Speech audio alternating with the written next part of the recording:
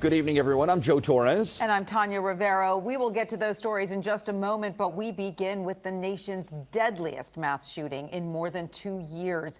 8 children shot and killed in what authorities are calling a domestic disturbance in Shreveport, Louisiana. The victims' ages range from 1 to 14 years old. 2 other people were also wounded. Eyewitness News reporter Sonia Rincon joins us from the newsroom with more on what we know about the gunman. Sonia. Tanya, authorities believe the person responsible for this mass shooting in Shreveport in a residential neighborhood targeted members of his own family. That man is now dead after a carjacking and police chase. Now police are trying to piece it all together and determine why someone would want to kill 8 children. This is a tragic situation, maybe the worst tragic situation we've ever had. Authorities in Shreveport called a briefing this morning on a domestic incident from overnight near the crime scene. There were 2 homes. Neighbors were stunned as police revealed that 8 children were found dead, 2 adults survived and were taken to a hospital. Police believed one suspect was responsible for what they called a gruesome scene. I know some of the suspect's children resided there. I'm not sure if at one point in time he lived there. We know he had ties to both residences, whether that was romantic relationships or kin. We're working to put all that information together. The 8 children between the ages of 1 and 14 were found at one of the homes. 7 children were located inside that were deceased. There was an additional deceased child that looked like he had tried to escape the residence out the back on the roof.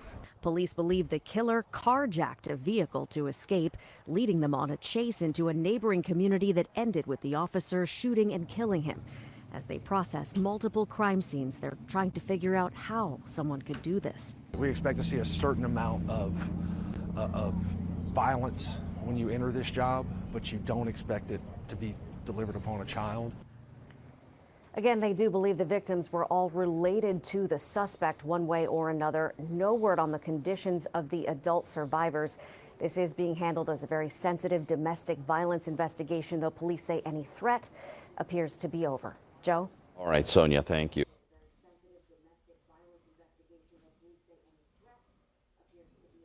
That our entire city, our nation, our community would pray. This is something that will take your breath away, that will take the wind out of your sail. And so I communicated with the Spirit of the Lord before I got here as to what is it that I can say when you really don't know what to say, when words, whatever you say, may not make sense. So in going to God, I brought this that says, God, grant us the serenity to accept the things that we cannot change the things that we can, and the wisdom that we can make a difference. And then I wanted to get a scripture that possibly may not make sense. But if you trust God, it will. He says in Romans 8:28, and we know that all things work together for the good to those who love God, those who are called according to his purpose. All I can tell you today is my heart is saddened. It has brought me to my knees, and of course that's a great place to be, because then we can communicate with God. Some kind of way, some way and somehow, this is going to work out for the good. If no more than bringing the community together to be able to go around and touch the bloody and the dusty, people that feel like there's no hope, people that feel like that the only hope that I can have is to take my life and take 8 or 9 others. So I ask that you would be prayerful, that God would bring us together. This could be the one thing that would bring this city, our neighborhoods, our country together, that we will have one voice with one people to know that you can make a difference. It's just saying a kind word to one another. Satan comes to steal, kill, and destroy. But the Lord has said, I come to bring life, and I come to bring the abundant life. And I'd just like to say to everybody today, keep the faith and keep hope. Because if we come together right now in the name of the Father, Son, and Holy Ghost, we will make a difference. So I'd just like to say at this particular time, Lord, we ask that you would come in our midst. Search our hearts, souls, and minds be accepted in our sight. Lord, we ask that you would lift those up that's connected. We ask that you would lift those up that's not connected. And let us all know that we come from one blood. And it is in the name of Jesus. Lord, touch the hearts of the families all over this city. Lord, we just ask that you would touch them and let them know that you can and you will take care. Be not dismayed, whatever betide. If you put your trust in the Lord, he will take care. The only words I have for you today is the words coming from the Word of God where he says, trust in the Lord with all thine heart. Lean not unto our own understanding. In all our ways, acknowledge him, and he shall direct our path. And today, we are leaning on Jesus. We are trusting that some good, some way, somehow, will come out of this situation. Sometimes in life, we wonder, why does bad things happen to good people?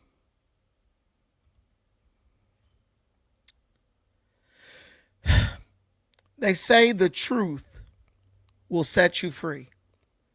But today, the truth just feels like a shroud.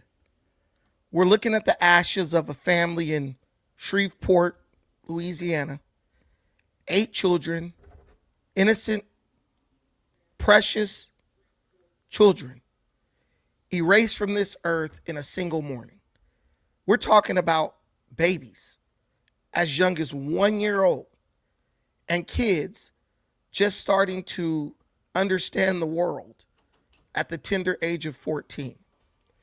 Police are looking at a 30-year-old black man as the primary suspect. They haven't officially released any of the names of the 8 children yet, but we know who they are. We know their ages. We know that they never really got a chance to experience life, and for us, that's enough. They are literally the future of our community. And it's so sad to see that they were brutally murdered by the very person who has been assigned by God to protect them, their own family. We're seeing a family annihilated because we have annihilated the concept of family itself. This right here, what we're talking about, what we're watching, this isn't just a crime. This is a communal mental health collapse. Our people, black folks, we are 20% more likely to report serious psychological distress. Yet, every single day, we seem to get more godless. The Bible talks about a peace that surpasses even understanding, that surpasses our vulnerability to the chaos of this world. Everywhere you look, you see black people almost celebrating this idea that we are no longer a religious group. We look at each other and we look at spirituality as some sign of weakness, right? But I'll ask you one question. When is the last time you heard of a nation or a group of people conquering the world? A better question would be, when is the last time you heard of a godless people conquering the world? The Romans had their gods, the Greeks had theirs. Shaka Zulu had his gods, the Americans. They built this country you live in based on a fear of God. We've literally abandoned the conservative values that carried us as Black America through Jim Crow and the Great Depression. We literally traded the word of God for woke hashtags and self-destructive habits. We've replaced the Holy Spirit with the holy progressive ideology that tells us we are nothing but perpetual victims, and then we wonder why our men are breaking under stress, why our women are bitter, and why our homes have become war zones. Are you as tired of this as I am? Are you tired enough to admit you need help? Or will you stay stiff-necked and stubborn like the Israelites of old? There's a saying that goes, a nation is only as strong as its smallest unit, the family. And right now, our unit is literally in cardiac arrest. We see it in the streets. We watch teen takeovers where our youth descend like a plague of locusts on the downtown areas of our city.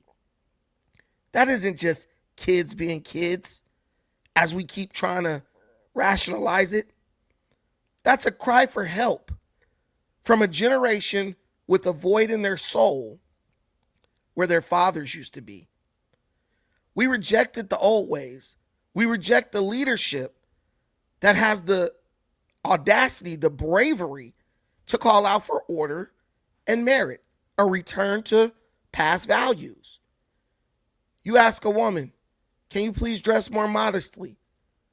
She becomes violently aggressive with you, telling you that she can do whatever she want to do, and don't tell her what to do. You ask a man, please pull your pants up.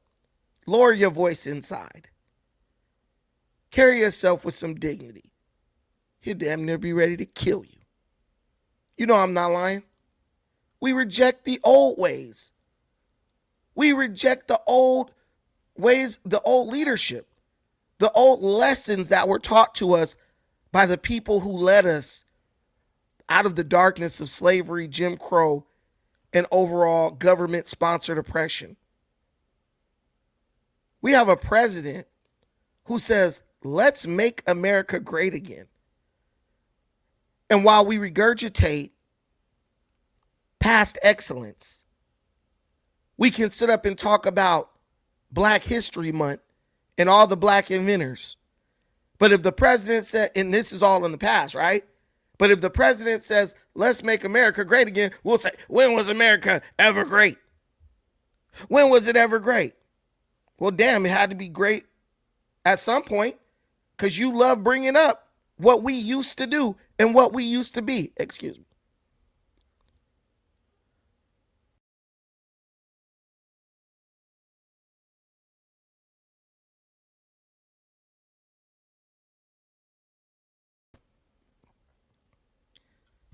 That should have fixed it. It had to be great at some point. Because if it wasn't great at some point, you wouldn't have Black History Month. If it wasn't great at some point, you wouldn't be talking about Booker T. Washington and George Washington Carver and Dr. Amos Wilson and John Henry Clark and Marcus Garvey and Martin Luther King, Malcolm X, et cetera, et cetera. It had to be great at some point. But part of what is necessary to get on this new path, this so-called progressive path that we've adopted and don't even know why, is a total rejection of past values. Understand that. There's a scripture in Proverbs that warns us. There's a way that seems right to a man, but its end is the way of death. I'm going to say that again. There is a way that seems right to a man, but its end is the way of death. Look at all your young men killing themselves. Yeah, being up in the streets, running around, acting crazy. In the moment, that seems like the right thing to do. Man, I got to get on the corner and sell this work, man. I got to feed my family, man. I got to grind, blah, blah, blah, blah, blah. In their mind, it seems totally right. When our young women get on the corner and prostitute and sell their bodies, in their mind, in that moment, it seems right. I don't have money to pay my bills. I can sell my body and get the money to pay my bills. It makes perfect sense at that moment in their mind. But the Bible says there is a way that seems right to a man or woman, but in the end, that way is death. Look at the situation in Shreveport. Look at these people out here, sidewalk brawls. We're literally walking the path of death right now. I just watched a video of about 20 young black women, couldn't have even been in their 20s, brawling inside of a damn Popeye's chicken. They were in there fighting for so long because nobody would break them up. Bunch of men in there and women, they wouldn't even break them up. They was in there fighting so long, I promise you, in the middle of the fight, most of them forgot why they was even fighting. But this is us right now. We have a problem. But are we man or woman enough to admit it? There's an old saying, in order to solve a problem, you first have to admit you have a problem. And black folks gonna be okay is not solving the problem. As a matter of fact, it's contributing to the mental collapse of our community. Now, I don't know why this guy did what he did. Mr. Elkins here. I don't know why he did what he did. But what I do know from the details that have been provided to us, he seemed to be having relationship issues with one of the women who he murdered. He was crying out for help on social media, posting, if you could go back in time and have kids with a different woman, would you? In another cryptic post, he said, understand to be understood. We look at these posts and we scroll and we laugh and we joke and oh, this nigga crazy. Da, da, da. Shoot, you ain't wrong.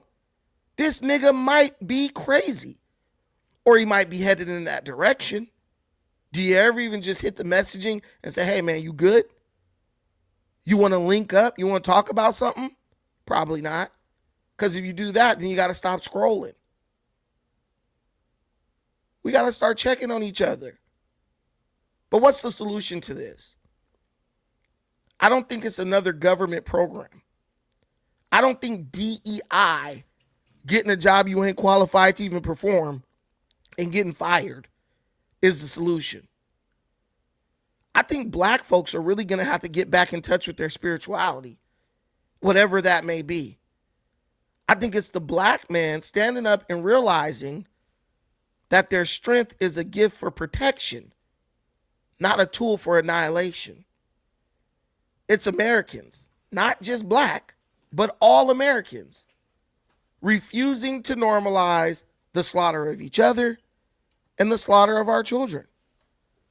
We need to stop being docile and acquiescent to a system that feeds us poison and calls it progress. We live in a system that feeds us mental poison, where all the things that we know for sure are being questioned. And while we question what we know for sure, we cling to things that are uncertain. You got to wake up. You literally have to pledge your life at this point. Your fortunes, your money, your honor, all that. You have to pledge that to the preservation of your community. Because if you don't, there really won't be a community left to save. Nobody wants to hear this message. I know that. No one's going to make a video about this the way I'm doing it right now. Because now all we do is hunt for clicks and views. We don't care about the ramifications of anything we're saying. But when are you going to get tired of it? When are you going to get tired of seeing this type of nonsense popping up on your freaking TV screen? Will you ever get tired of it? Or will you finally get tired of it when you laid up on your deathbed? Well, I guess we wasn't never going to get that one fixed. There's a way out. There's a way up, over, and through it, whether you believe it or not.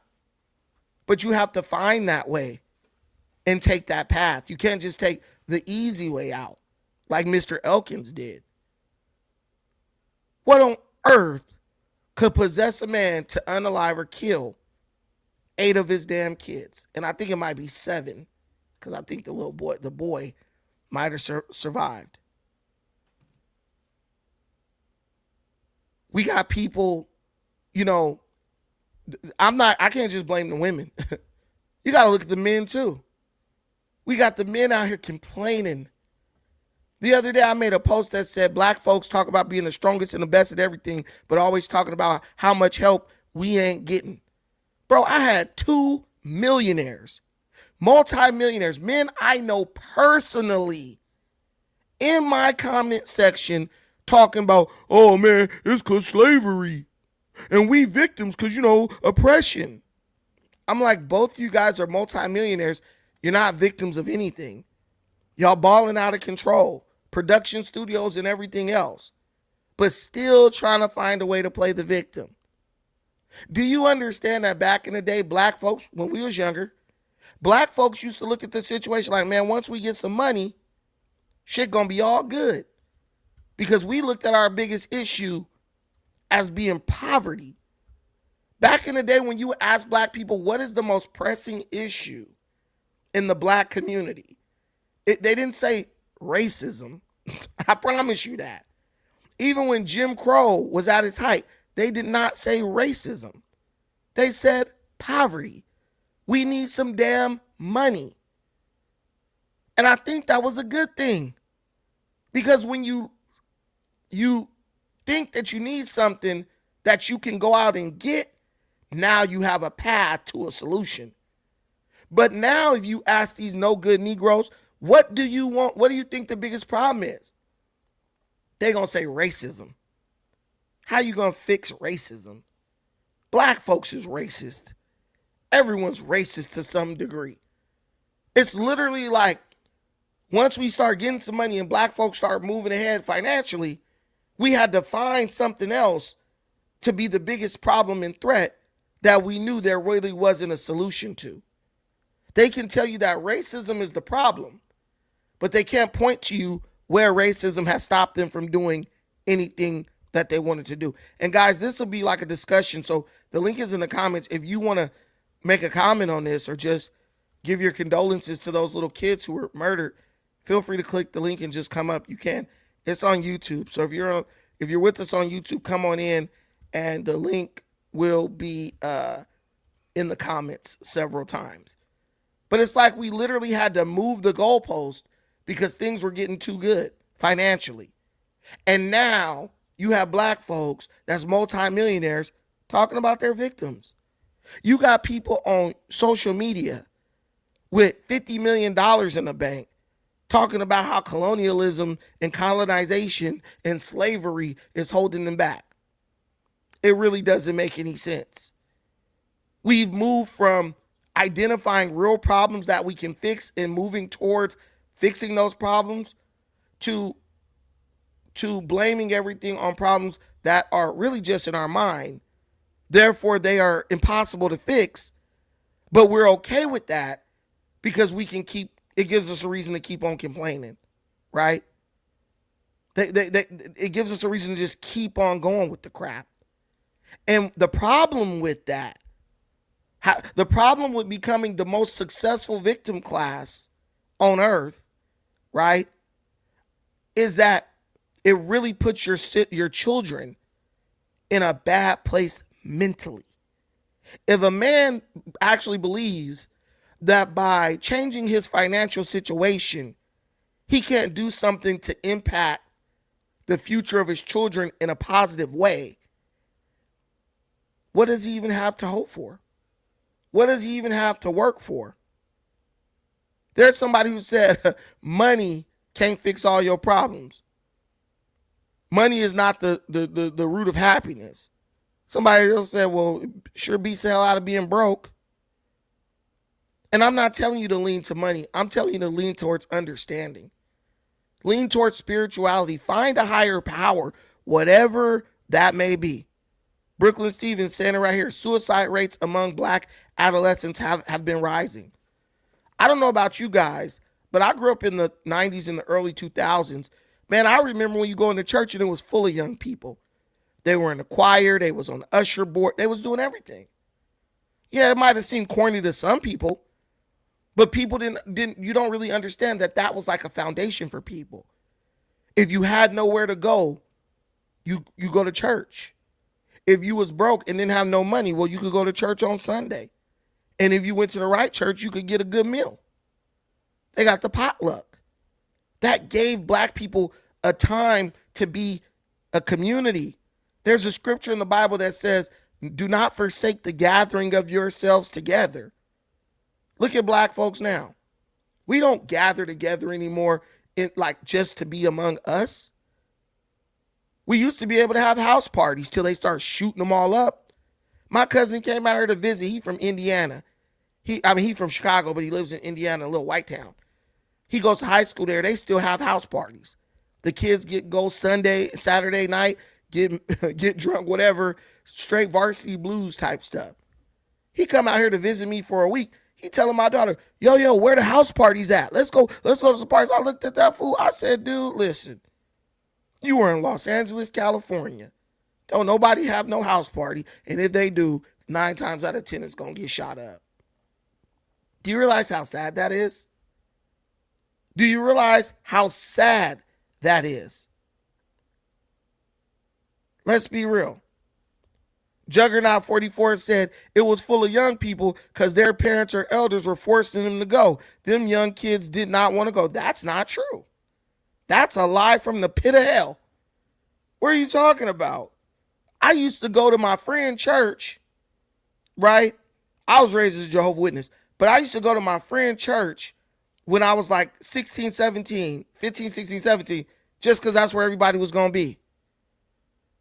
I used to go in there because there were some cute girls up in there. You know, you get a good word. The music was good. Bro, and those kids now still go to church. Well, a lot of them do. But now we make church look like it's a bad thing. A lot of them do. Turn your playback off. What up, Zarth? It's a bad thing. Hello? Yo, got you. What's up? Oh, hey. Hey, how you doing?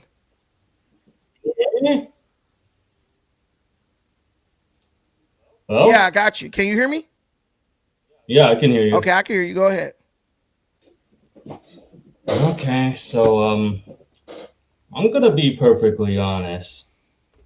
I think it starts with doing the little things in life. Like, I mean, you could like go to if you see somebody in your community, for example, and you could just, if they're having like a old woman or something and she's having problems with her groceries, just help her out, take her to her car or something. Or, I mean, it starts with just basically action. I mean, how long have our people been discussed after civil rights fell apart?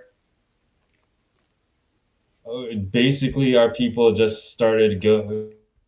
The 80s started, and then the whole degeneracy stuff happened, and then I don't know where I'm going with this, but I'm trying to say, I guess what I'm trying to say is that our people have just, we complain all the time about our problems, but we don't really try to fix our issues or anything. And then at this point in life, it's like just a long time ago, I just decided that best thing to do is just to build wealth. I mean, I listened to my dad a couple of, like 2 decades ago, and then I just started investing, getting myself together.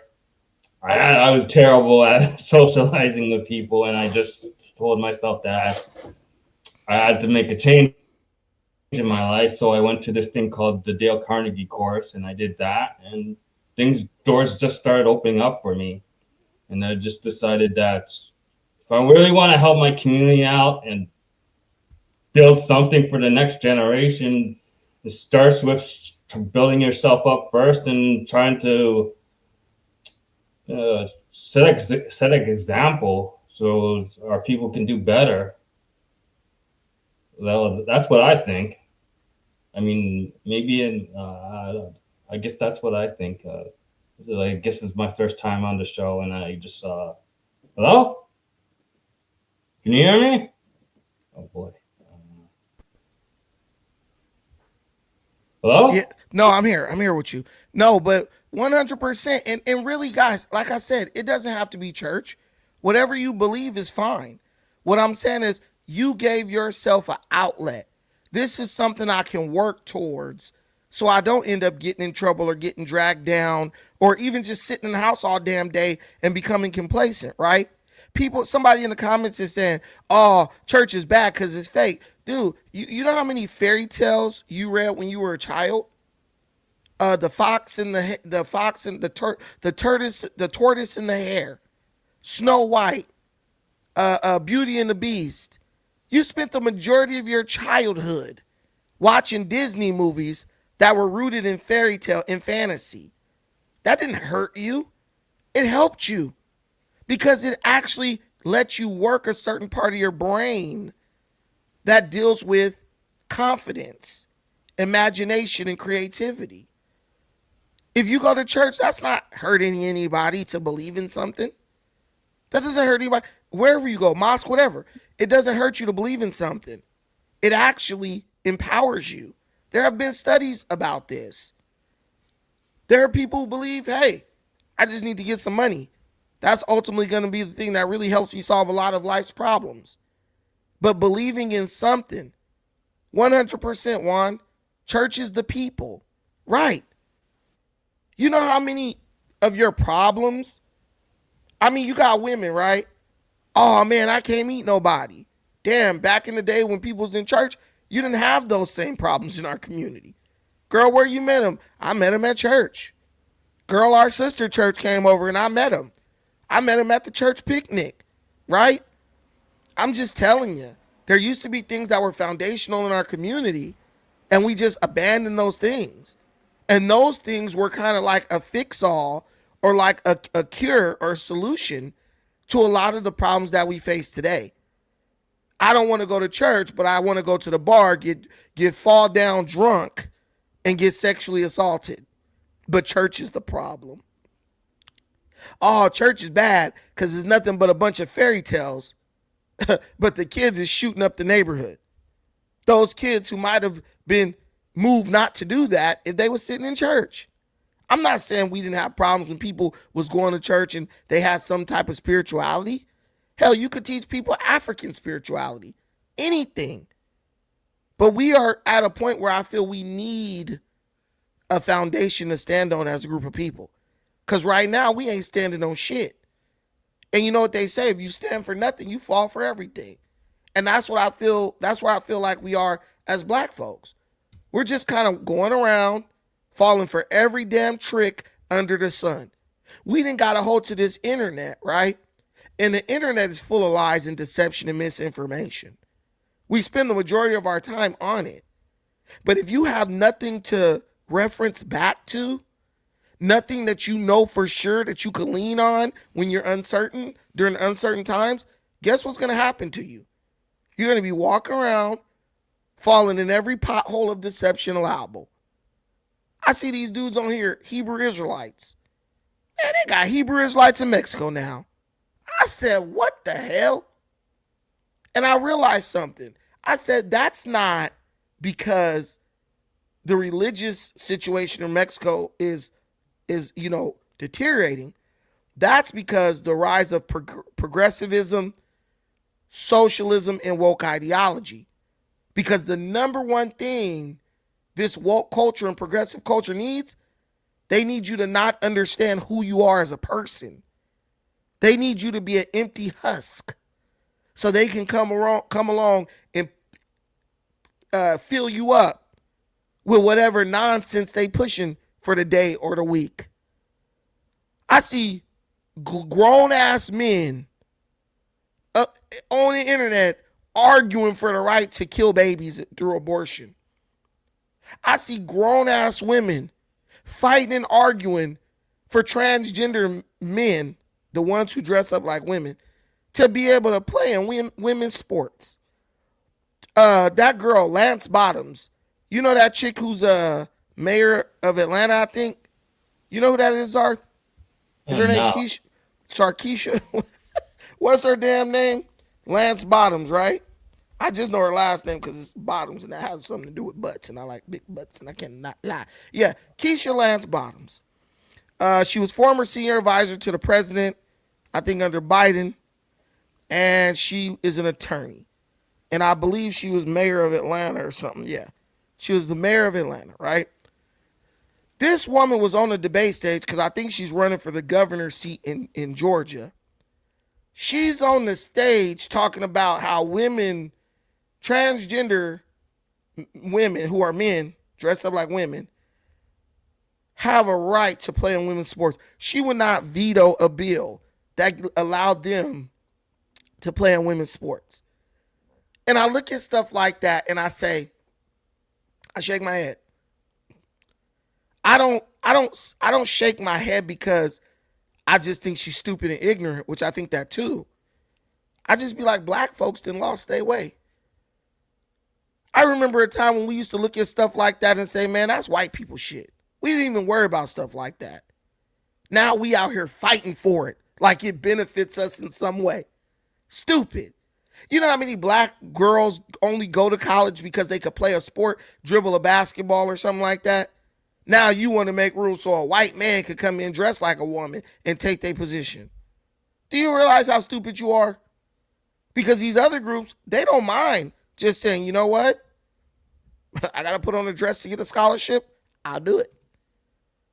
And then you lose out.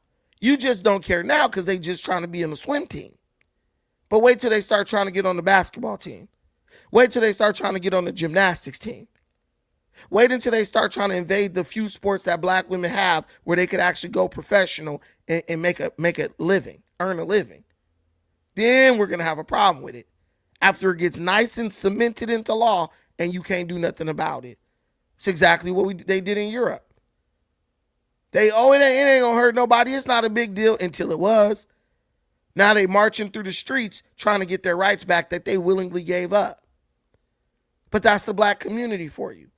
We out here doing what we've always done.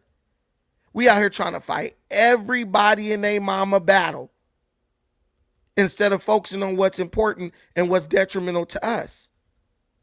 I saw the girl, I forgot her name, but the girl, is it Riley Gaines or something? What was the girl name? The swimmer, right? She went to San Francisco University to speak against the trans stuff, right? Tell me why it was a whole black man hitting her, attacking her in the hallway at San Francisco University. A grown-ass black man. The white people was talking shit but didn't touch her. The black dude jumped his out there and started trying to fight her. I'm looking like, dude. I was like Steven on Django, Lord help me kill this nigga. Like, I was literally looking at that like I was ashamed. But it's like we don't even care. It's a lot of us don't care. But I do care. And I'm going to use my platform to talk about it. If you don't like it, don't watch. Go watch whatever it is you focused on while your kids can't read. Go watch whatever it is you focused on while your daughter talking about, I think I'm a lesbian. Your son, he putting on your high heels when you ain't home. Go. Go continue to distract yourself while your house and your community falls apart. Because a lot of y'all ain't got no damn money and the rest of y'all don't even know how to act. So you think you're going to be able to just transition over, I'm going to go just stay by the white folks. No, you're not. Them little rent payment scams, they're tracking those down and they're wiping them out. You know the one where they can move in an apartment they can't afford, don't pay the rent for a year and then just move? Do it off of a CPN? Those days are gone soon. Very soon. You can't keep running away from your problems. At some point, you got to turn around and say, you know what, I got to face it. It's like a lot of black folks, you go to their house and the handle on the toilet don't work. And I look at everyone and their back arms is a little bigger. Big mama back arms is getting yoked. And I ask myself, how many years have these niggas been lifting up the top off of that toilet bowl and pulling that damn string to flush the toilet?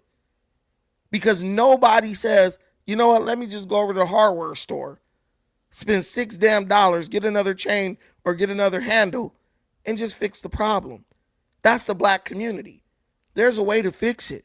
We know exactly how to fix it, but we don't want to take enough time from doing the bull crap that we do to give it enough attention so that it can get repaired. Desik Mezik said, Brandon, you're full of lies and misinformation. Anybody listening to this, super dumb Brand. I mean, he can't even write full sentences. He's calling me dumb. Me telling you to go and try to take time to maintain and preserve your community makes me dumb. And therein lies the problem, guys. Therein lies the problem. When you talk to black people about saving ourselves and preserving what little we got left, you're dumb. I was talking to a buddy of mine today. He stopped watching my channel a long time ago. He likes to send me stuff about Israel. Bro, what the freak does Israel have to do with our community? Israel ain't over here making your fathers slaughter their children. Israel ain't over here making your women get on the corner and sell themselves. Israel ain't over here making your kids join gangs and slaughter each other in the damn street. I'll tell him like I tell y'all, we are focused on the wrong damn things. 100%. You don't know where to go? Shit, go to God. Cause I don't know you. I can't tell you who to go to. I can tell you believe in God, go to God. You got a Bible, start reading it. Do everything it tell you to do, and don't listen to these no good Negroes and what they tell you to do, because they 9 times out of 10 gonna set you up. I don't mind giving people that message. I gave people that message for a long time when I was younger. And as I get older, I'm realizing, hey, these people need that. Some people cannot be religious or spiritual, and they'll be fine because they have a basic understanding of humanity and how to behave themselves. But I'm not going to lie. There's a reason why that white man gave you the Bible during slavery. Because he knew a lot of y'all didn't know how to act. He said, I'm going to give you this book as like kind of like a guideline on being civilized, right? See, not because you weren't civilized in Africa, but once he separated you from your civilization in Africa, he had to give you something that could fill the void. Because he was going to treat you like an animal. That was chattel. He treat you like a damn dog or a pig out there, right? Have you living like a pig live. But he had to do something to preserve enough of your humanity so you wouldn't raise up and bite his ass on the damn jugular and take out his whole family, bite him on his Achilles tendons, right? And he put religion right there. So what am I going to tell you? I'm going to be real, and y'all not going to like this, but I'm going to say it anyway. I feel like our people have devolved back damn near to savagery in many ways. And I can't prescribe them because I ain't no damn psychologist. And the people who are trained to be psychologists, they ain't going to fix them because if they fix you, that takes money out of their pocket. So I'm going to tell you, just go back to Jesus shit. That's what helped the white man keep you civilized enough so he could keep you on the plantation. I need to keep you civilized enough so I can walk down the damn street without you robbing me and stealing my wallet. So I got to use the tactic that the white man used. I can't beat you. I wouldn't do that. I'm getting older, right? Y'all probably beat me up. I got to give you the Bible. Here, man, read this. You got a problem? Go to this. Read it every day when you wake up in the morning and every night before you go to sleep. And call me when you're done. If you don't understand something, hit me up. I feel like Black Loki, I feel socially black people have devolved. I'm not going to lie to you. You look at this dude, somebody brings up Almighty Suspect. Prime example. Dude came from a good home. Mother and father in his life. He chose to act like a damn degenerate. He chose that. He chose a path that's leading him to jail. Vicious behavior. Assaulting an old woman. Vicious. An animal. Now he wants sympathy. Oh, I got babies and shit. A wolf could have babies, nigga. What do that got to do with you out here acting savage? Doing shit that even the most heinous damn gang member or criminal. Doing shit Al Capone wouldn't do. Bugsy Siegel and Babyface Nelson wouldn't do. beating up an old lady, bro. Just ruthless. That's our society. That's deterioration of our society, y'all. Whether you want to accept it or not, that's what it is. And people get mad at me because I just discussed the facts of it. It's not my fault. I didn't make it. I didn't make it that way. But you want a solution from me? I ain't your daddy. I can't tell you what to do. Go read the Bible. That'll help you, I promise. That will help you. Because that's what it was meant for. To help animalistic people who lost all sight of humanity, who were losing their humanity after they were viciously ripped away from, their culture and their civilization. It helped them regain, or at least regain some of their humanity. And that's what we need. I'm be real with you. That's what we need. I'm coming out of Cali. I don't know where y'all at. But I'm telling you, I see it every damn day. We got people, like, if you look at California and New York, the reason why these states are the way they are? Don't blame the Democrat Party. Because politicians just do what people want them to do so that they can get elected, right? They're like puppets. Blame the people. Blame the people who chose freebies and handouts over humanity. Blame the people who adopted or clung to this destructive, self-destructive idea of freedom, right? Where it's like, they think that freedom is just being able to do whatever you want, whenever you want, however you want to do it. And the politicians oblige them. Okay, y'all want to just be free? Okay. You want to sell ass and not go to jail? Okay. We'll decriminalize stuff like prostitution. We'll just let you stand out on the corner with your ass out all damn night and the police won't mess with you. Oh, your pimp beat you up and he beat you half to death and 3 in a trash can? Okay. We'll make it to where he get 10 years for pimping you, but you get no years for hoeing. They've given the politicians in California gave people everything they wanted, including but not limited to the pedophiles. You want to be able to mess with kids and not go down? Okay, we'll do it. I promise you. My question is, have you gotten better or worse since they did that? Has your community improved or deteriorated since they did that? Because it wasn't even this bad in the 80s and 90s now. You might have some violence and some gangs, but you didn't have nowhere near the level of predatory assault on our children, on our women, etc. Now it's in the government now. Scott Wiener and them boys. Dudes like Eric Swalwell. We come from a predatory culture that preys on the weak. We was even doing that in Africa when we was capturing slaves, selling them to the white man. We're devolving. Our people are devolving and calling it liberation. Devolving and calling it progress. I was on here last night talking about the progressive movement. Y'all think progressivism is new. Y'all, progressivism ain't new. Do you know who started the whole idea of progressivism in this country? Can any of you guys in the comments, all the smart guys, can you people said, black folks, they'll tell me, oh, I'm progressive. Can any of you guys tell me who was the father of the progressive movement in America? Tell me who that was. I'll give you a hint. He was a stone cold racist. He was the guy who resegregated. They desegregated the armed forces. He was the guy who resegregated the armed forces. Do y'all know who he was? He actually served as president. I'll give you 10 seconds to answer that. Tell me who it was. Who is the father of, boom, Elwalk, Woodrow Wilson. Woodrow Wilson.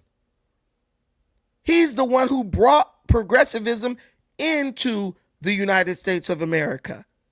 Resegregated the military, paid the black soldiers less.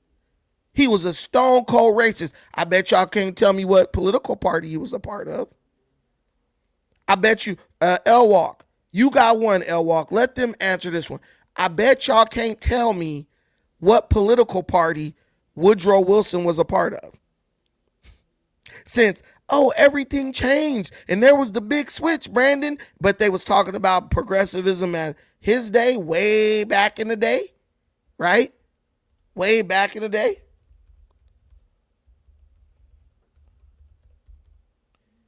They was talking about progressivism in 1913.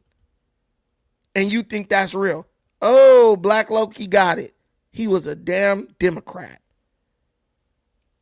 No, it was Woodrow Wilson. It was Woodrow Wilson. Teddy Roosevelt was not a socialist. See, when you talk about Teddy Roosevelt, right? See, there's people who take the word progressive, right? He was trying to like do more regulatory stuff towards the businesses and all that, right? Protect the consumers.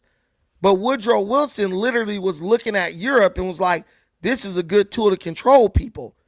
He was trying to take power out of the people's hand, right?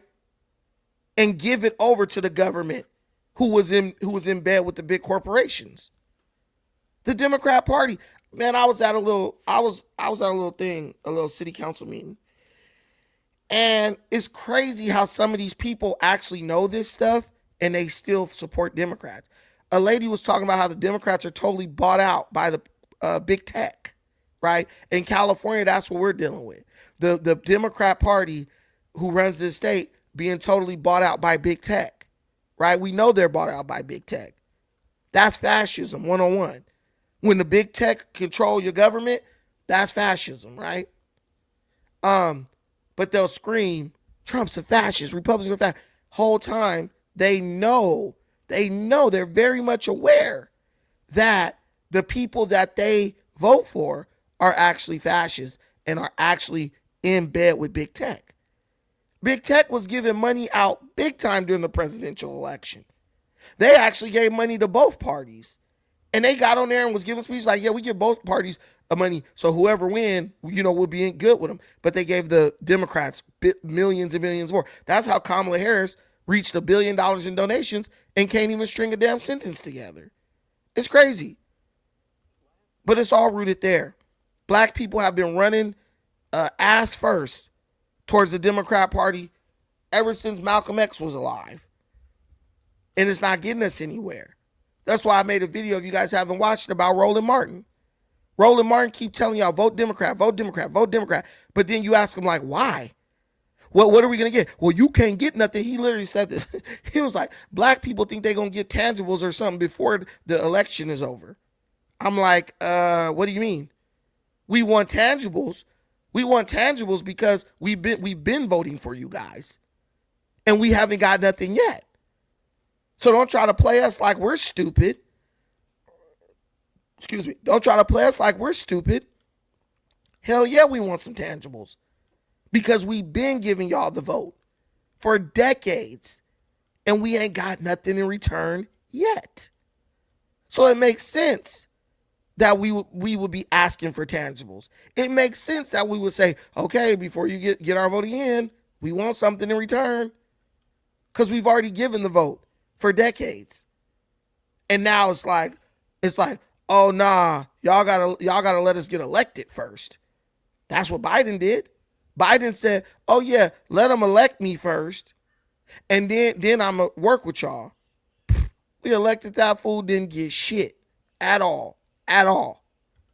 Why? Because once they got the vote, they don't need you no more, duh.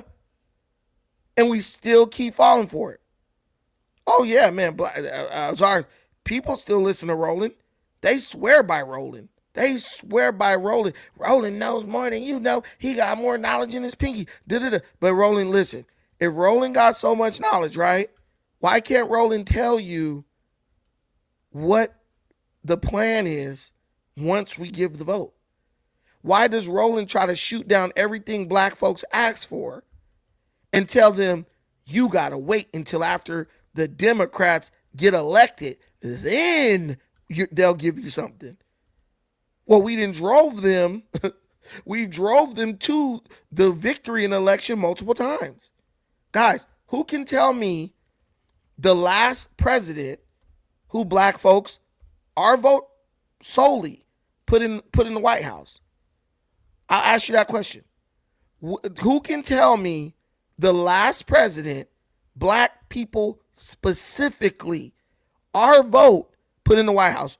Nope. Black Logie said Obama. Wrong. Wrong again. I feel like Rafiki on the Lion King. Which president?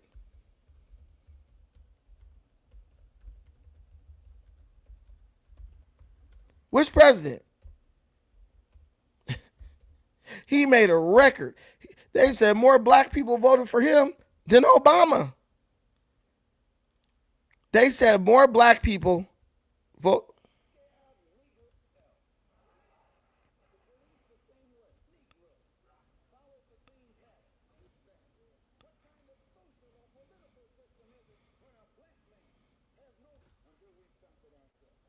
Tell me, can you guys tell me? Who is he? Who was he? Nope, not Trump, not Bill. Nope. I can't believe y'all don't know this. There was a candidate who would have not won at all had it not been for black folks. White people were divided 50-50 on him. White people was divided 50-50 on him. Latinos were divided damn near 50-50 on him. And black folks came and saved the day. And when he got on stage, he said, I couldn't have won. He gave y'all credit. He said, I couldn't have won without the black community. He said when his campaign was at its lowest ebb, black folks came, stepped in, and delivered him. Right? They delivered him the victory. He said that in his victory speech. No. Jimmy Carter, but no. Ooh, I like when y'all get an education. Oh, it's blurry? I don't know why it keeps doing that. I don't know why it keeps doing that. And I'm giving y'all jewels right now.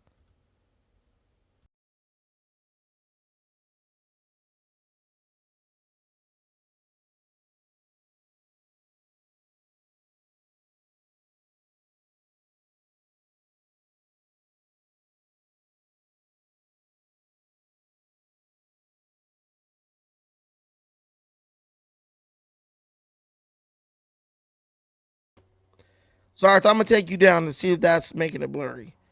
I don't know. I'm going to start recording in OBS. OBS is more, it'll keep it clear the whole time. I don't know why it's so blurry. But look, the person is Joe Biden. The person is Joe Biden. White folks will split 50-50 on Joe Biden. And black people delivered him the presidency. But the reason why y'all like, oh, Jimmy Carter, this, that, and the third, the reason y'all feel like that is because we've been doing the same thing for decades. White folks have always been about 50-50 split when it comes to who they vote for. They got sense. Half of them think one way, the other half think another way. But we are the only group that comes through 80-90% for one side every time. It's us. We do that. We are kingmakers in this country.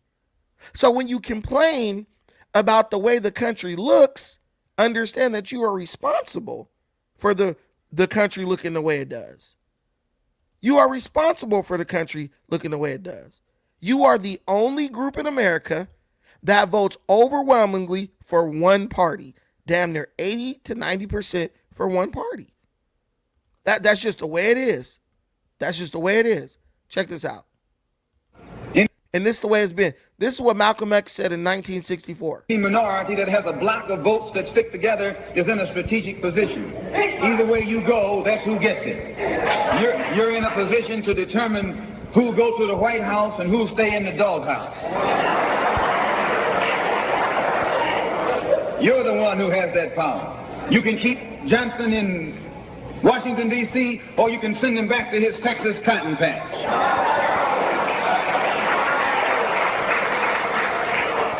You're the one who sent Kennedy to Washington. You're the one who put the present Democratic administration in Washington, D.C. The whites were evenly divided.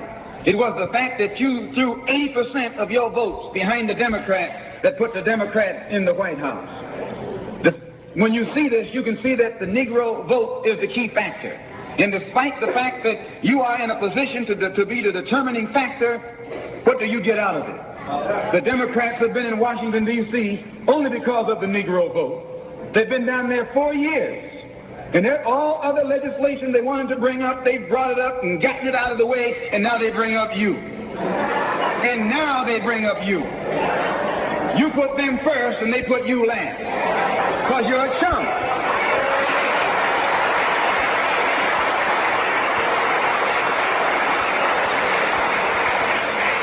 A political chump. In Washington, D.C., in the House of Representatives, there are 257 who are Democrats. Only 177 are Republicans. In the Senate, there are 67 Democrats. Only 33 are Republicans. The party that you bash controls 2/3 of the House of Representatives and the Senate, and still they can't keep their promise to you, because you're a chump. Malcolm X told you way back then. And now you got Roland Martin telling you, yeah, keep doing that.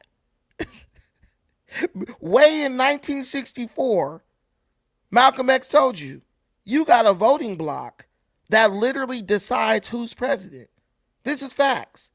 Black people have a voting bloc that literally decides who's president. We are the most consistent voting group in America. But guess the problem? We consistently vote Democrat. And what is Roland Martin telling you? Oh, you got to keep doing that because you ain't going to get nothing until they get elected. Malcolm X told you. He said you've been doing it and they got elected. And when they get elected, guess what they do? They act like they don't know you no more. And then 4 years from that point, they come back in and they say, oh, hey, remember us? We need you to vote for us again. That's what they do. And you say, okay, boss. But the difference is now some of us are getting smart. Some of us are like, what are you going to give us? This is from the Brookings Institute, right? The white boys, you got to believe them. They white. Brookings Institute, credible. Exit poll data from 2020 election show the power of the black vote. This is 2020 when Biden got elected. Black Americans represented over 50% of all Democrat voters in Georgia. 33% of the state population is black. So we're 33% of the population, but we represent 50% of the Democrat vote. So if blacks don't vote Democrat, Georgia will go. If black people only represented 33% of the Democrat vote, like that's our population, Democrats would never win Georgia. Now remember, what sealed the deal for Biden was he won Georgia, right? He cheated, but he won Georgia. 20% of all Democrat voters, black people are 20% of all Democrat voters in Michigan, but only 14% of the population. And 21% of all Democrat voters in Pennsylvania, but only 12% of the population. These percentages are considering the critique of exit polls for failure to properly account for the various ways the diverse groups of blacks to rural whites engage in the political process and respond to surveys. And 2020 is not an anomaly. Black voters have long pulled their weight relative to other racial groups. If you look at this graph, the green is blacks. And how many of them voted for Democrats? Look, look, this is us. This is our population, and this is the percentage of us who vote for the Democrat Party. We're like over the top.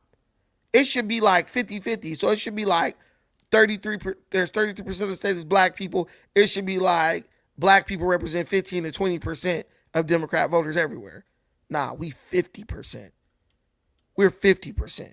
So if white people are split down the middle, we come in like an avalanche to put the Democrats on top. But we never get anything for it. We never get anything for it. Somebody here who's slow. Children dead and this dumbass hoochie bear talking about Dems still effing clown. Well, I'll ask you one question. Who's the party running Louisiana? I'll wait. Who's running New Orleans? Who's running Shreveport? Who's running those areas of those cities, of that state? That's Democrats running that. That's Democrats running that. We got a bunch of Democrats sitting up in Congress, right?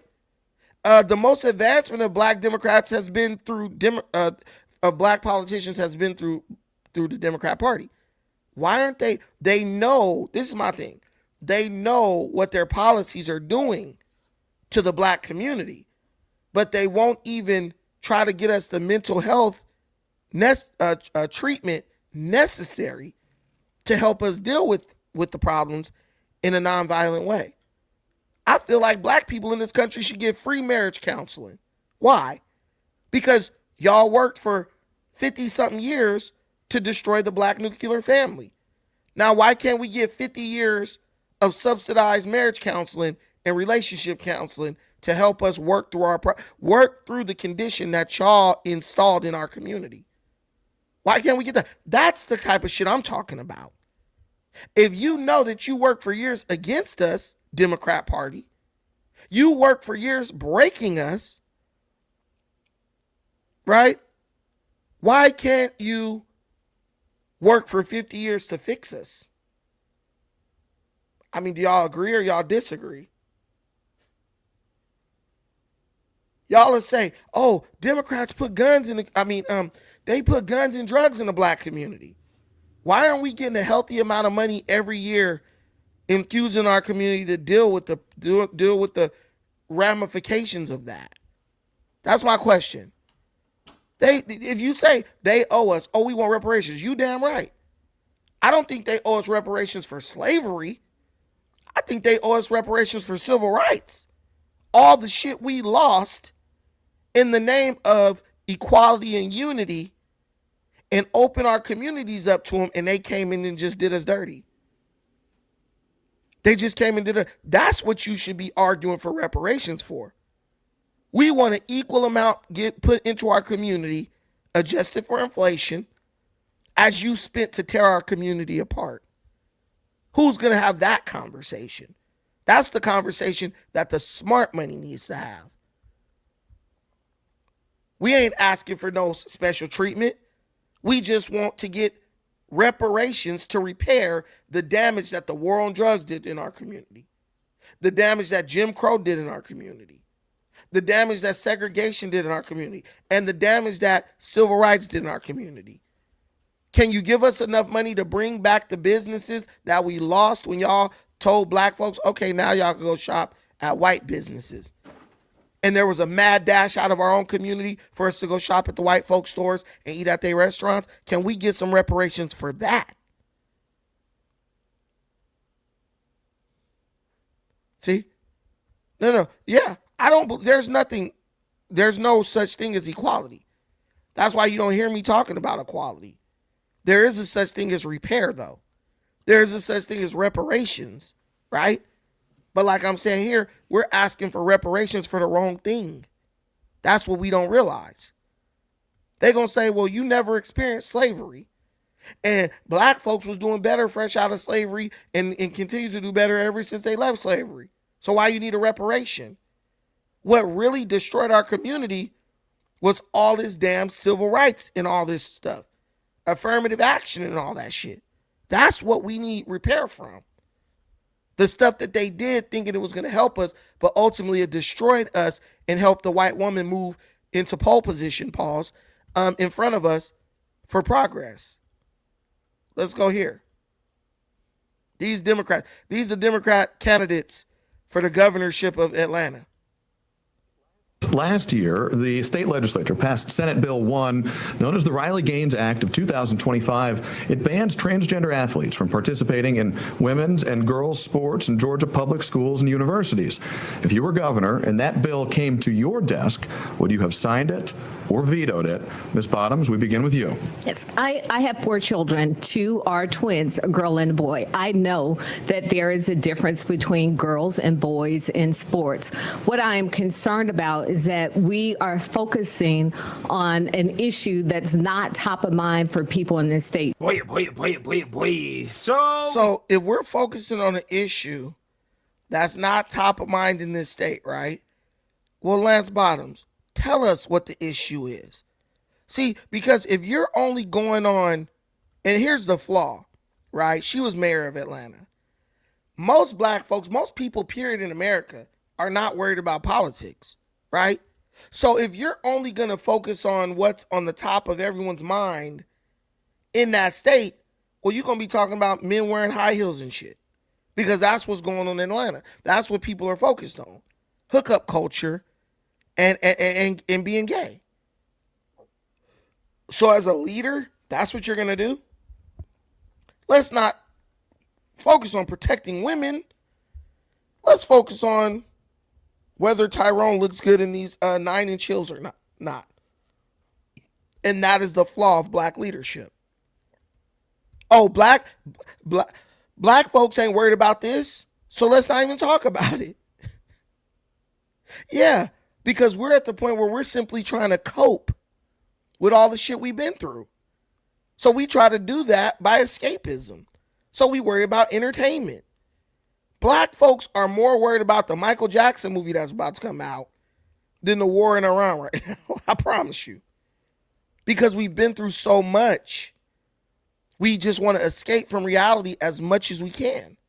And I don't blame us for that. But I do blame the leaders who say, let's just focus on what black people focused on. The mayor of my city, Rex Richardson, he doing the same shit. He's coming up for re-election. He ain't worried about getting these bums off the street, getting these people put in houses or shelters or whatever. He's running around trying to get photo ops with celebrities. Snoop Dogg, he was at the volleyball little game that my daughter went to with Issa Rae. See what I'm saying? Black politicians are not worried about the repair of their people. They're worried about appealing to their people through escapism and entertainment by being seen with entertainers. And you wonder why your community is not improving. That decisions regarding who competes and how people compete shouldn't be happening. Those decisions should not be made at the state capitol. Those decisions need to be made by the respective athletic associations based on their evaluations of who should and should not compete in certain areas. And Ms. Bottoms, just to be clear, if that bill did cross your desk as governor, would you have signed it or vetoed it? I don't support the government making decisions about who should compete in athletics. I believe that decision should be left to respective athletic associations. So you would have vetoed it? Yes. So you got the black woman, the sister girl, saying, I don't care about women in sports. I think the sports body should be able to decide who plays in sports. You mean the same sports authorities that let Fallon Fox crush another woman's skull? The sports organization that let the girl in I think it was Utah, let the boy play volleyball with the girls and he fractured one of the girls' skulls. He hit the ball so hard off of the top of her head, he fractured her skull. That's who you're going to let make the decision, huh? And this is the problem. You got one black woman up there. They think they the leaders of the community and know everything. And she up there talking stupidity. You got this dude, I don't know what he talking about. He up there looking like, what you call it? He up there looking like James, what's his name? What's the little gay dude who was a civil rights activist? And he was gay? What's his name, y'all? James Baldwin. He up there looking like James Baldwin. And this white man is going to win, bro. This white man going to win, bro. Please, God, let this white man be a Republican and let him win. I don't know if he's a Republican or not, but if he is, let him win. Because look, I'm black. She already didn't disqualify herself as far as I'm concerned. You talking crazy. I have a daughter who plays volleyball. And it's like, I saw a boy fracture a girl's skull when he was allowed to put on a wig and play on the girls' volleyball team. I know what can happen. You ain't got to tell me what can happen. I think we should let the respective organizations. Bro, if it was, these organizations are about making money. They don't care. They don't care. Go look up the MMA fighter Fallon Fox. Y'all ain't never heard of Fallon Fox. Fallon Fox, a whole man, beating a dog snot. Fallon Fox is a man beating a dog snot beating the dog snot out of females in MMA. And guess who let him compete? Governing bodies of athletics. They cleared him to get in an MMA cage professionally and beat the dog crap out of females. So we know that the athletic organizations cannot be trusted. They will not protect women. They won't do it. So that's where the government steps in. You guys won't do what you're supposed to do, so now the government comes in and does it for you. She would have vetoed that bill. Let him get killed. And says, I know what a woman is. I know what a boy is. I know what a girl is. But would she let her daughter get in the ring with a dude to get bludgeoned? Of course she wouldn't. All right, thank you for your answer, Mr. Thurman. The same question to you. If that bill came across your desk and you were governor, would you sign it or veto it? I would have vetoed it because it's really just a red herring that Republicans have used to generate votes on Election Day. Thank you, Mr. Thurman. Mr. Duncan, the same question to you. If that bill came across your desk, would you sign or veto it? You know, one of the worst things Donald Trump and his MAGA sock puppets have instituted in this country is just an environment, an ecosystem of hatred. They've demonized so many different people and ways of life. One of the reasons why I stand here as a proud Democrat is I don't have an asterisk mark next to loving my neighbor. I get to wake up every day and love my neighbor as is. You know, and this issue in particular is not an issue that comes up often on the campaign trail. It's a very small portion of the population, a very fractional part but a very important part of the population. Folks are talking about the affordability crisis. They're talking about the healthcare crisis. They're talking about the Donald Trump crisis. That's the heat map of concerns amongst Democrats, independents, and yes, even this batch of disgusted Republicans that are showing up that are hopefully going to support us in this campaign so that a Democrat for the first time in nearly 30 years is able to win this governor's race. As governor, I would have vetoed the bill because at the end of the day, this bill was not about making a difference. It was about simply picking a fight and proving a point. Wow. Wow. Amazing. Absolutely amazing. But listen what they're saying. I would have vetoed it. My love and my neighbor. This ain't about no. Oh, I didn't see the question. AB. I didn't see the question. If y'all got questions and stuff, y'all want to see them, come up and ask them. The link is in the comment, right? But what the point I'm making is, I love my neighbor. They deflect. This ain't got nothing to do with loving your neighbor. This has to do with are you going to let a man go in an MMA ring or a boxing ring and damn near kill a female? Are you going to let boys be the leaders in women's track and field? Like what they was doing in Virginia or wherever that was, where them damn boys was beating the snot out of them girls in track and field and breaking all the state records, right?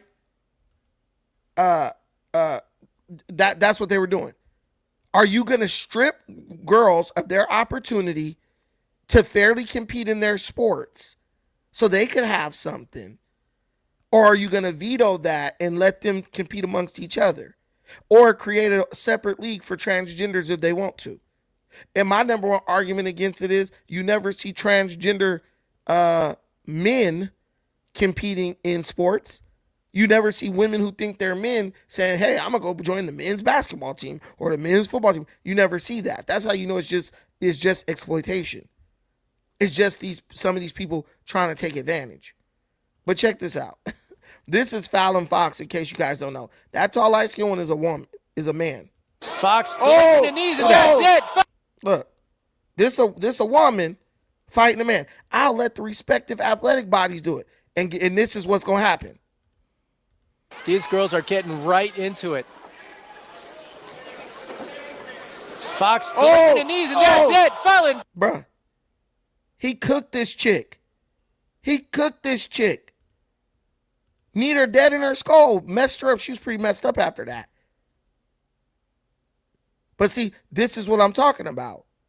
This is the reality that they try to deflect away from. They don't talk about the cases on a case by case and say, oh yeah, guys, there's a problem with this. This is not fair. Even Gavin Newsom, the King Democrat, was like, yeah, I know boys competing in women's sports isn't fair. And he still went right in and tried to sign a bill to block Title IX or whatever it was. Because he doesn't give a damn. I know it's not fair, but at the end of the day, I don't care and I don't give a damn. Hold on. So, now, look at this guy, Steve Hilton, who is candidate for California governor, a Republican, and he's in the lead. So look, as the red states are trying to fill people to make their states more blue, more liberal, the blue states are like, it looks like they're starting to get to the point where they're sick of this shit, and they're like, man, we need to get some Republicans in. This stuff is going too crazy, because Steve Hilton he's blowing out the field right now, and 2 Republicans are leading the California governor race. Not fair. It's not fair. Candidate, because the Republican candidate shows you how easy it is to figure out. Athlete debate, transgender athlete debate. Yeah. Where do you stand on the debate over trans athletes, specifically in student sports? In student sports, I want to overturn the legislation that enables that. It's not fair. It's not fair for girls who've worked so hard. I mean, look, I'm wearing it here. I've got this wristband, which was given to me. I went to Clovis. It says very clearly, Save Girls Sports. A young fighter for girls sports gave me that. I spoke at the track and field championships at Clovis earlier in the year to announce my plan, which is to overturn the legislation. The governor has the right to challenge legislation and overturn legislation through the courts if the governor believes that it violates the state constitution. So we believe that legislation... Wait. Me and my legal team. Okay. Violates the California Constitution in 2 specific places. How so? Section 28, which guarantees safe schools, and Section 31, which bans gender discrimination. Parents are very concerned about it. It comes up all the time. Look, my focus in terms of the campaign I'm running is those core... Now, mind you what he said. He said parents are very concerned about this. But see, here's the problem in California. The parent will be concerned about their daughter having to lose to a boy in a sport, right? But then they'll be so afraid of the shaming that'll happen if they actually stand up for their kid, they'll just capitulate and say, well, let me just keep voting for the person who's making it possible for this boy to compete against my daughter. I have a personal experience about this when my daughter was playing for Honeybees, when she was playing soccer when she was little. We took her out of the damn league because they were letting little boys, we were undefeated, right? We go up against this team with this little nigga with a wig on, right? Little white boy. And this dude is cooking our ass. By the time it was halftime, man, it was like mercy rule. They were beating us like 20-0 in soccer, to the point where they had to take this boy out. And he was crying, but he was dressed like a girl with a wig and all that. He was crying, right? Because he had to get out the game. We scored no points. And then when I went to the people who were running the league, like, hey, y'all got little boys playing in girls soccer, and it's not fair to them. The little girls crying and stuff, they just getting dogged. Mind you, they were undefeated, so they had got the taste of like victory and winning. They were just crying and stuff. And this heifer gonna look at me and say, well, Mr. Tucker, at the end of the day, it's just about having fun. I said, what is fun about getting annihilated by a biological male who clearly has had soccer experience prior to this, and you're not even in a position where you could even begin to compete? That's not fun. That's humiliating, and that's traumatizing. Nate, show me one group of athletes that gets beat 25 or 30-0 in soccer, and they like, yeah, I had fun. I had fun. No, they're not. No, they're not gonna say that. No, they're not gonna say that. They're gonna say, no, I felt ashamed because I got slaughtered, and I felt embarrassed because I looked like I wasn't good enough, and I looked like I shouldn't have been out there. You know what she said? Well, if you don't like that, well, you know, your daughter could move to another role. She could be the water girl or some bullshit. I said, no, this is why I never pay upfront 100% for youth sports. And I took the other part of my money and didn't give it to them. Thank you very much, and I'll keep your jersey. Never pay. Listen, never pay. These days that we in, never pay 100% up front for youth sports. Because I promise you, 9 times out of 10, it's going to be some bullshit policy that's going to make you want to cuss them out. And if they got your money, they're not giving you a refund, and they know it. Give them half. And then don't give them nothing else if they try to pull a fast one on you. But Steve Hilton is right. British accent or not, Steve Hilton is right. Or everyday issues of, you know, everything being so expensive, housing costs, gas prices, those things, the business climate. But this is a big issue, and parents raise it with me the whole time. And so I would argue, and we will argue in the courts, that actually the gender discrimination that is supposedly protected in that bill is going the other way. And that legislation now discriminates against girls who are on sports teams and have worked so hard, and they end up being denied the opportunities they work for. And the California Supreme Court will knock that shit down like nothing. Nope, because they're all just a bunch of activists and stuff. But the whole point of the thing is everyone knows it's wrong. But like Steve Hilton said, right? Like Steve Hilton was saying, people are so concerned with affordability and the high cost of living and all this stuff that our governor is making go higher. They like don't have time to focus on stuff like that. But it's like, dude, if there are people paying for their kids to play in these sports, they deserve to have their rights protected too. And you can see this little headline: 65% of adults and 71% of public school parents support requiring transgender athletes to compete on teams that match the sex they were assigned at birth, not the gender identity not their gender identity. Majorities across the state's regions. So this is in California. So if 71% of public school parents support requiring transgender athletes to play on teams of their sex that they were assigned at birth, how the hell did they manage to slip in this thing where men can compete against women in women's sports? Because why? They pile in the bullshit with the stuff that you're actually worried about. They lump it all in. Well, if you care about affordability and helping the homeless, you got to also vote to let boys compete in girls' sports. And people don't have the wherewithal or the information or the desire to say, wait a minute, no, make that separate and we'll deal with this, and then we'll come to that and deal with that. They just, help the homeless, okay, so they can feel good about themselves. That is the correct answer, right? This is the correct answer. And Chad Bianco, unsurprisingly, gives the same answer, right, in regards to how this is clearly not fair, right? I mean, this is just common sense, okay? This is like a litmus test. It's like a basic, yes or no question, right? If you answer it wrong, then you're disqualified. At least that's how it should work. So let's listen to Democrats here struggle to get the right answer on this question. My overwhelming feeling about transgender young people is the awareness that half of them try and kill themselves before they're 18. So when I think about this debate, the thing that I'm concerned about is how many desperate, vulnerable young people there are who literally try to kill themselves. Yeah. So if you have a psychological issue to where you're trying to kill yourself, you don't need to be on nobody's sport team. You need to be getting some serious help. And that's a lie.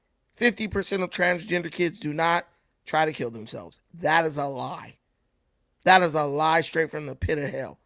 But that's what they use That's what they use to scare parents off of trying to seek help for their children. Well, if you try to take your kid, if your kid comes to you and say they think they're trans or they feel like they're not a boy or girl or whatever, they're going to try to kill themselves. That's how you scare a parent from trying to seek viable solutions to the issue.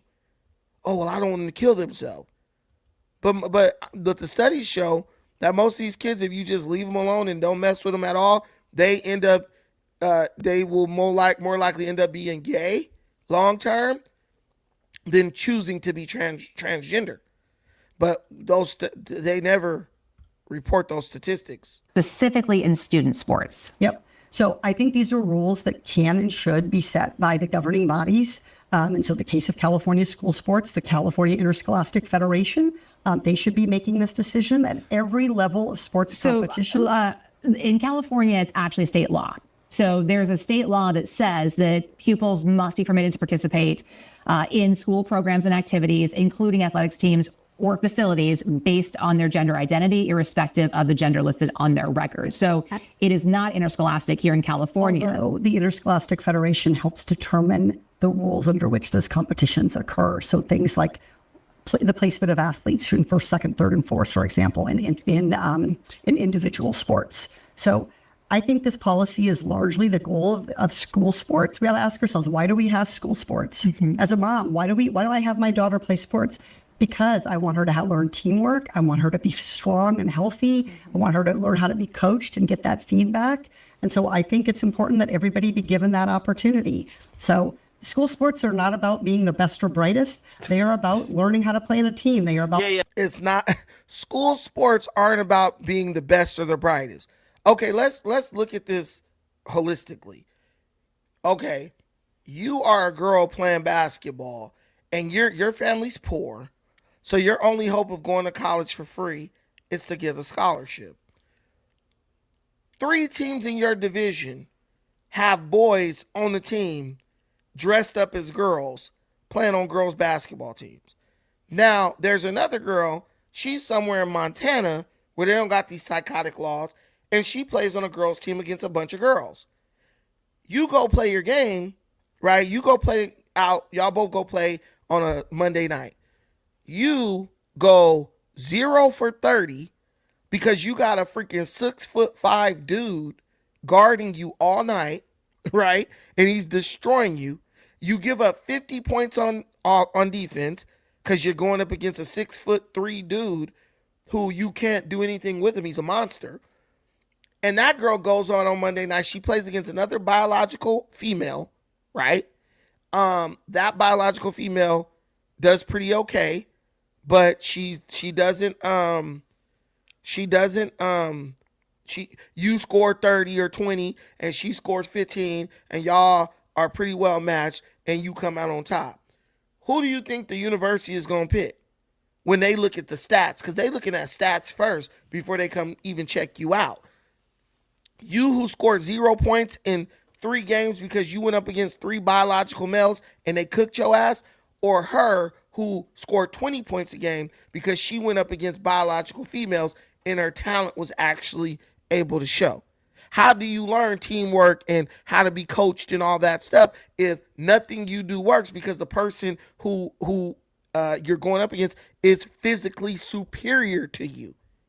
Do you understand? Do you see the ignorance of that, of what Katie Porter is saying? It makes no sense. It goes against everything that sports is about. That's like me saying, hey, go beat this dude up and I got to run up on him and he got a Uzi. And you're dead. You're not even going to get a chance to engage with him. So we'll never know who was the toughest, who was the best, because he shot you while you were still standing 100 feet away from him, right? But they're not thinking about that. They're speaking purely to appease a certain group of people within the state who are donating them a lot of money. That's it. Yeah, but it's also about winning. They're willing to destroy millions of people's lives just to let the few have their way. And that's not even democracy. Right? Like, yes, I agree that school sports is about teamwork, life lessons, building up the ability to push through conflicts. They can't get this one basic question. Skill to go to that next. One basic question right. They just can't do it. Building that skill to go to that next more competitive level. And there's an argument by some saying they can't get to that next level, or they're losing scholarships if they're unfairly competing against somebody who has a natural ability that they don't. Given the very small number of trans athletes competing in California, I have not seen any data to support that claim. Okay. And so you are supportive of the current law? Yes. Where do you stand on the debate over trans athletes, specifically in student sports? So like this is an issue where I think it is. And they're saying, oh, it's just a small amount of people doing this, right? Right. But let me tell you something. One thing about sports, when these parents, a lot of them don't have a lot of money, and they rest a lot of their hopes on their kids, right? And they want to get their kid in college, right? Man, there's a thing in Pop Warner that is happening that nobody ever thought parents would do.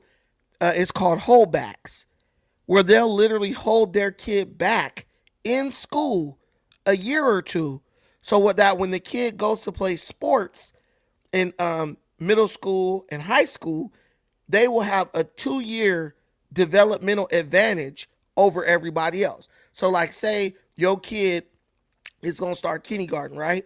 And he's 5 years old. People will hold their kid back for 2 years, won't let him go to school.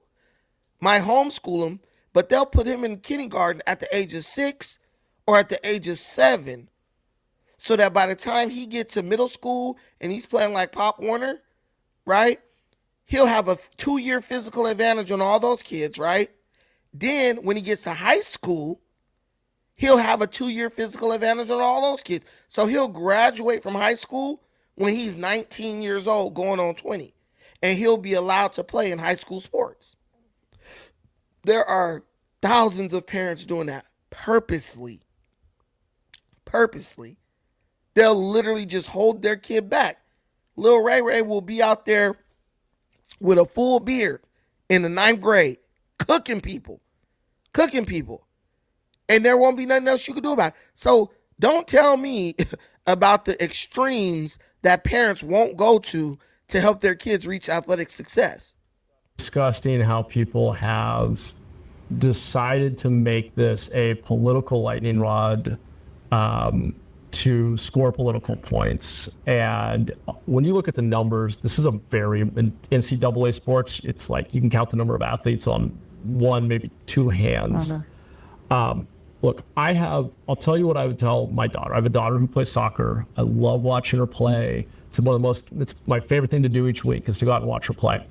I can imagine a scenario where she ends up in a game and there's a transgender athlete, born a boy, who I can imagine that being unfair. And that would be a conversation we would have, and I can imagine it being unfair.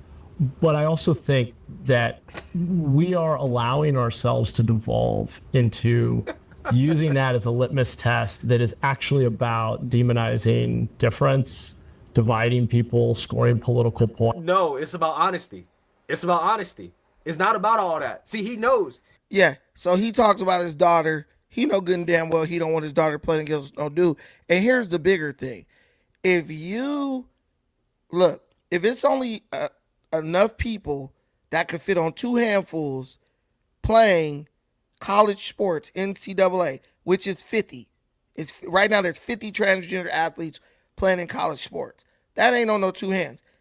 Why not disappoint 50 people instead of disappointing 500,000 female athletes that play in college sports? This is the part that just doesn't add up for me. You would rather disappoint 500,000 women in athletics, in college athletics, than disappoint 40 men who want to play with women. Well, what part of democracy is that? This is what democracy looks like. No, it's not. Because if you ask every last one of those girls, why don't we do this? Why don't we just let the girls in the league decide? Do you want boys to be allowed to play in your league? If you really want to be, if you truly want to be fair, why don't you let the athletes decide? Just do a poll. Hey, every team is required to take a vote on this, and every athlete has to give a response. Do you want boys to play in girls' sports?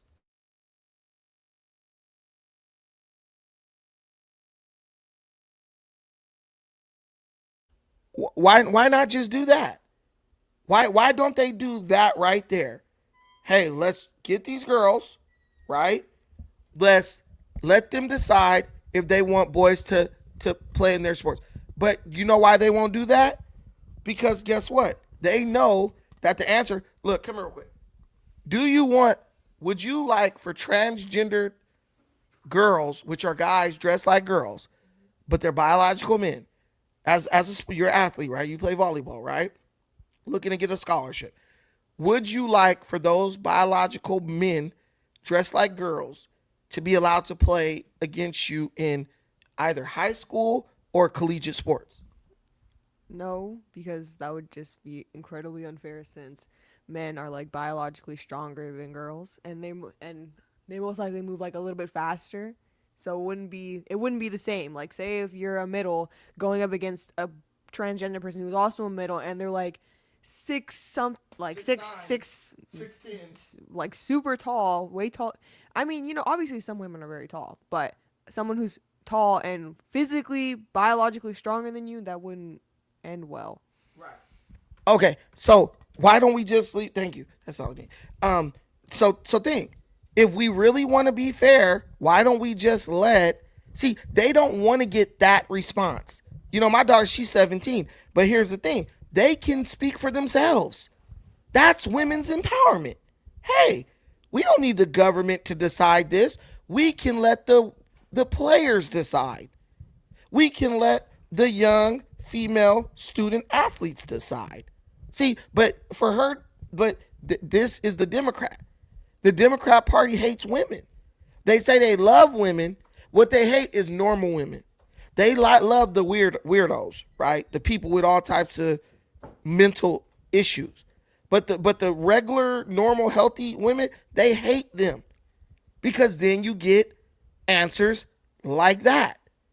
You get those kind of answers. Do you know how damning it would be for them if they say, you know what? We're going to let the female athletes decide if they want the biological men to play in the sport. They will get an overwhelming hell no. And what I'm telling you is this. People don't believe me when I say this, but our children are not buying in to this progressive bullshit. You could say whatever you want.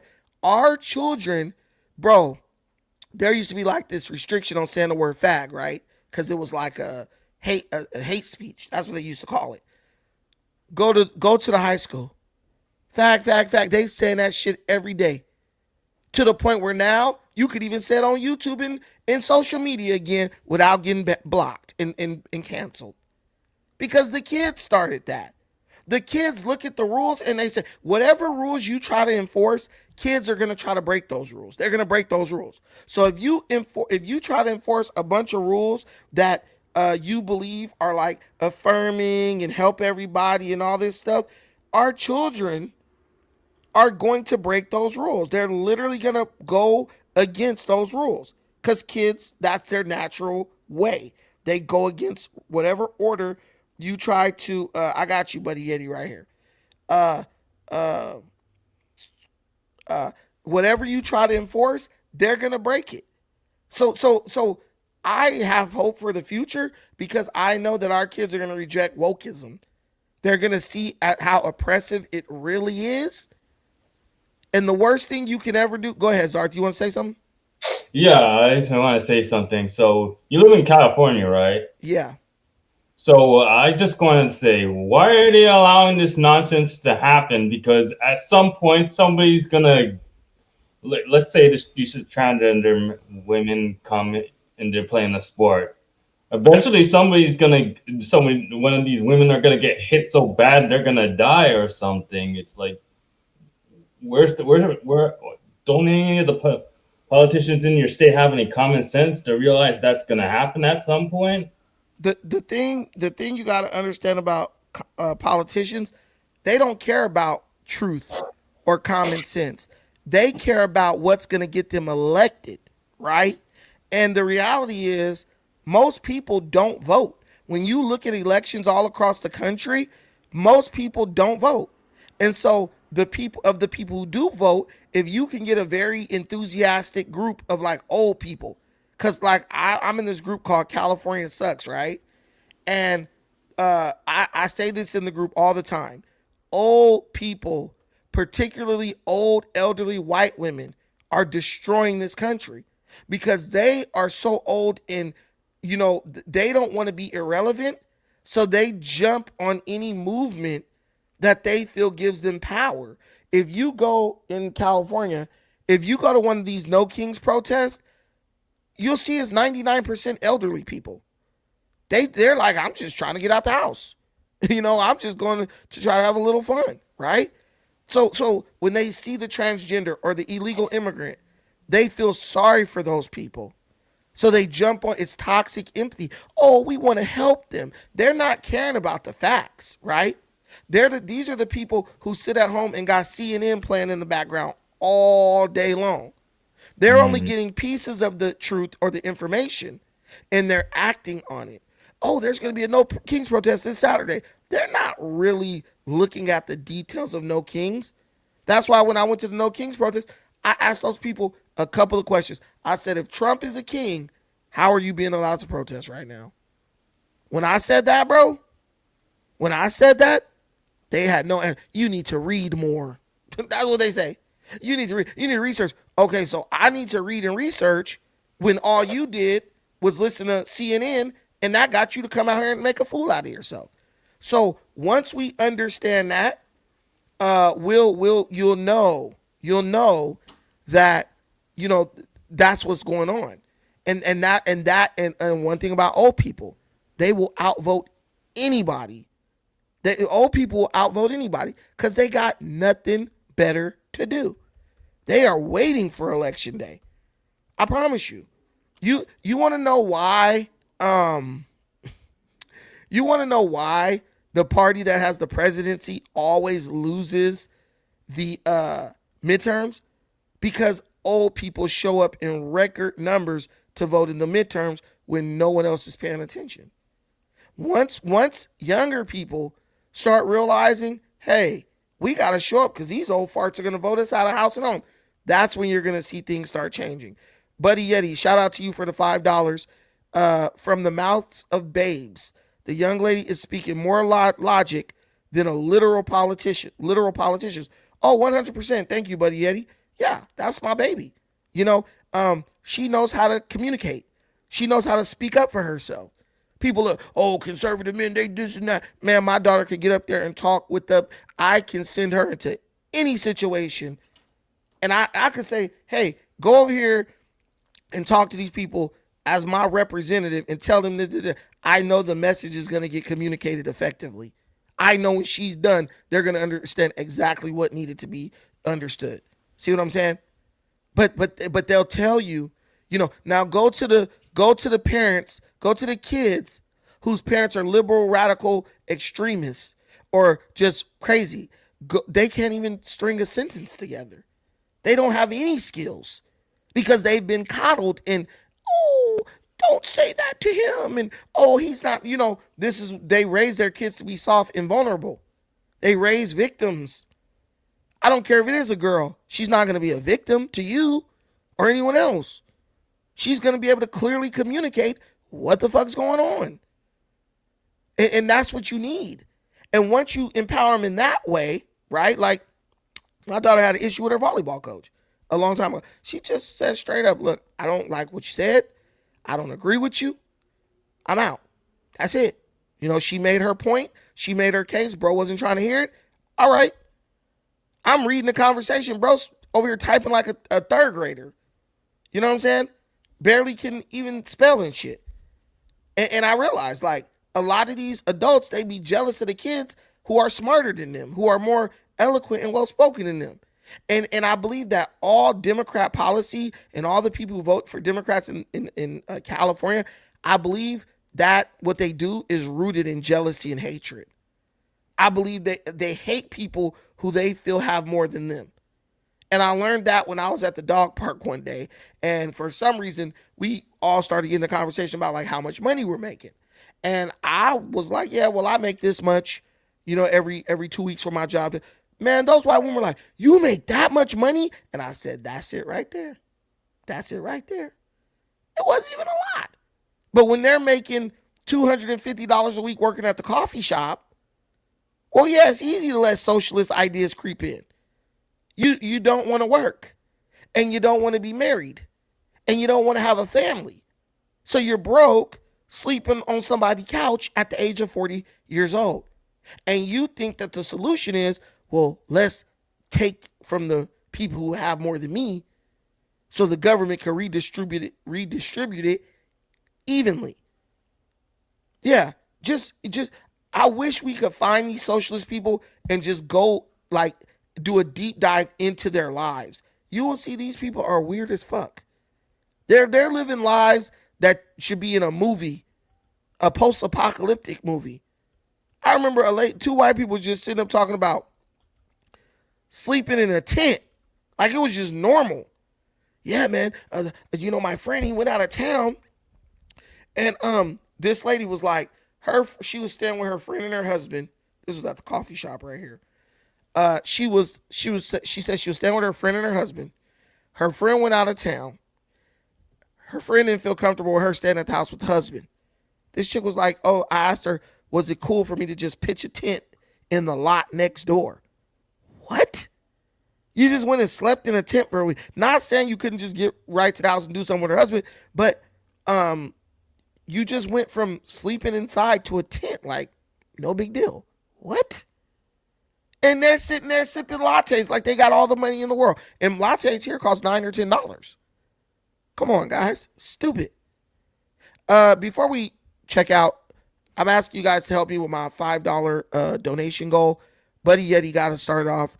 We're asking for $5 super chats if you are in a position to do so. Or you could use PayPal or Cash App, which is pinned to the top of the stream, the chat. Pinned to the top of the chat. If you help us out, it'll be greatly appreciated.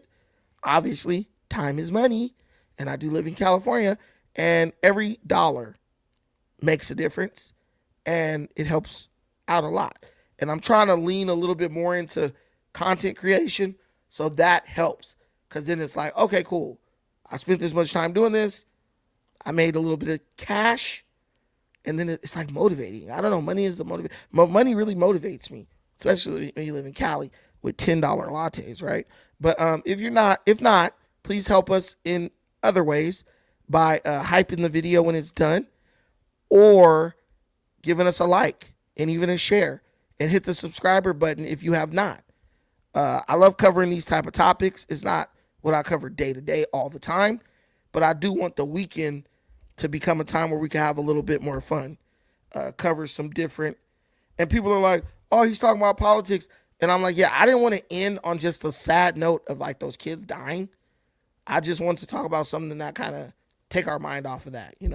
I'm not somebody who gets you on for an hour and just drags you through like negativity. I don't like people doing that to me, and I don't want to do it to you guys. Any last words, Zarth, before we get out of here? Okay. Let's see. I've been on this, been coming to your show for a long time, and I really appreciate the political stuff that you're talking about, because I'm going to be perfectly honest. I do not know how our people conduct politics in this country, because it's like we're like a chicken with its head cut off. There's no direction whatsoever. And I'm just wondering how we're going to take the reins back and do politics properly for our people, because at this point we need to stop trying to make it seem like we're in a bad position, and our people have the money to build things up and stuff. It's just that I'm just getting, at this point in life, I'm just kind of getting sick and tired of it, and then just do my little investments, trying to build myself up and trying to get some control back, so the next generation doesn't fall in the same pitfalls that we did and that we had to grow up with. If that makes sense. No, it makes total sense. And when like this comment right here, you always got to talk about black people. Well, here's the thing. When you don't talk about black people say, nobody ever talks about us. No one addresses our unique issues. No one brings up the issues and problems that we face. The minute you start bringing up those issues that we face, black folks start getting mad that you're talking about them. You got to make up your mind, Jay Reed. Pick a fucking struggle. Either we're not talking about you enough or we're talking about you too much. How do you fix the problems that black people are dealing with when you're afraid to talk about them? How do black people benefit from me sitting up talking about white folks to black people? That's our problem. We're spending way too much time talking about what other people are not doing for us, and worst of all, we spend too much time talking about what's in somebody else's pocket that we're trying to get. You see what I'm saying? You're not going to get anywhere counting somebody else's pockets.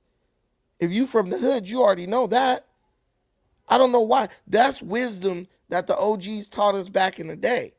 We've thrown that wisdom away because you didn't let some white folks convince you, hey, you going to make progress by pocket watching other people, and they going to give you something. They're not going to give you nothing. They're not going to give you shit.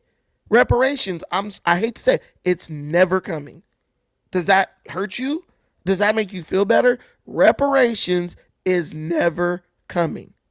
Ever, ever, ever, ever, ever, ever. If you want to break down on why, I'll be glad to give you one. But it's never going to happen. You know it's not going to happen.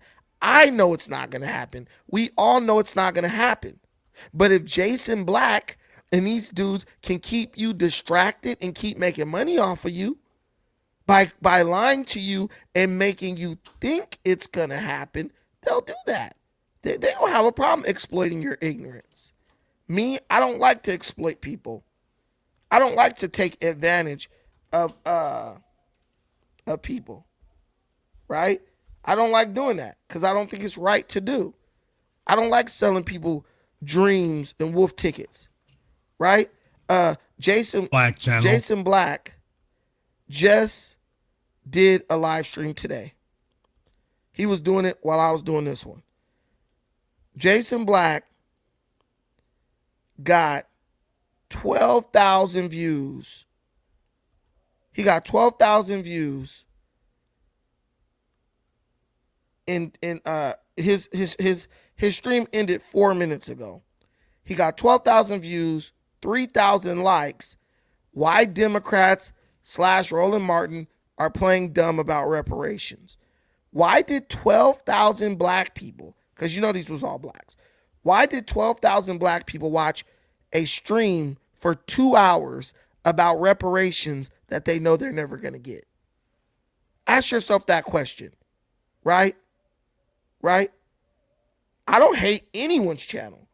I love all the channels. More power to them. But why did 12,000 black people sit for 2 hours and watch somebody talk about reparations that they know in their mind and in their heart are never going to come? Our country is getting more diverse. Black people are fighting right now to allow illegal immigrants into this country and give them citizenship to eliminate, that would literally destroy and eliminate our vote. You think those illegals are going to give you reparations once they take over the voting power? Of course they're not. That's what I'm saying. You guys are mad. We hate truth. We hate facts, right? Do you understand? We hate facts and we hate truth. And if you're coming every day with truth and facts, we hate you. There's very few things that outweigh our desire to live in fantasy. At this point, nobody's progressing. We stay behind because our talents and traits are stolen by people who aren't black. And we get no recognition. Turns a lot of black folks into crash outs.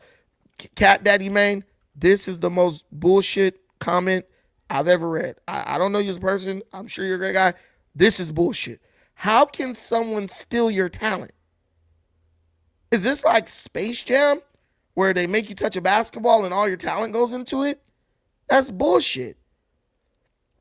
Black people still are like the most talented group of people on earth. No one stole anything. What we're realizing is that all the things that we put importance on are not something that other people can't do. Black folks be like, black folks, the best dancers, till you see like Fred Astaire and Bob Fosse, and you realize, damn, Michael Jackson got a lot of his moves he was doing from those dudes. Oh, wait, black people didn't invent that. They didn't invent that. We might have perfected it, but we didn't invent it. But if you black and you're just growing up in that time, you think black people created that. Black people made that up. You just didn't know. Beyonce, all the single ladies, you thought she made that up. Till you see the white women who did it before her. Right? This is what I'm trying to tell you. No one's stealing anything from you. People are really just, I'm not even going to say reclaiming, but people are just venturing into other things. They're trying things that in their community were either frowned upon or were not given great importance. Back in the day, white folks was like, become a doctor, engineer, lawyer, right? So they didn't have a lot of time to go work and be dance choreographers and let me go dance for Chris Brown as a backup dancer and shit like that. Because they realized being a backup dancer is not a nation building type of occupation. And so when black folks, when desegregation ended, when segregation ended and black folks start going to see white doctors and stuff, white people have positioned themselves, right? They position themselves to get all your money by doing all the jobs that were necessary, the things that people needed, right? So what did they do? They became doctors, lawyers, mechanics, engineers, all that stuff, plumbers, glazers, all that. And you know what black people did? We went, here's my money. I need you to hear my money. Here's my money. And they amassed all this wealth by doing what Booker T. Washington told us to do. Learn the skills that people will pay you for. We abandoned that. I want to be Satchel Paige. I want to be a baseball player. They will pay you for that, but there's not a lot of jobs in that field. And you know it's true because look at the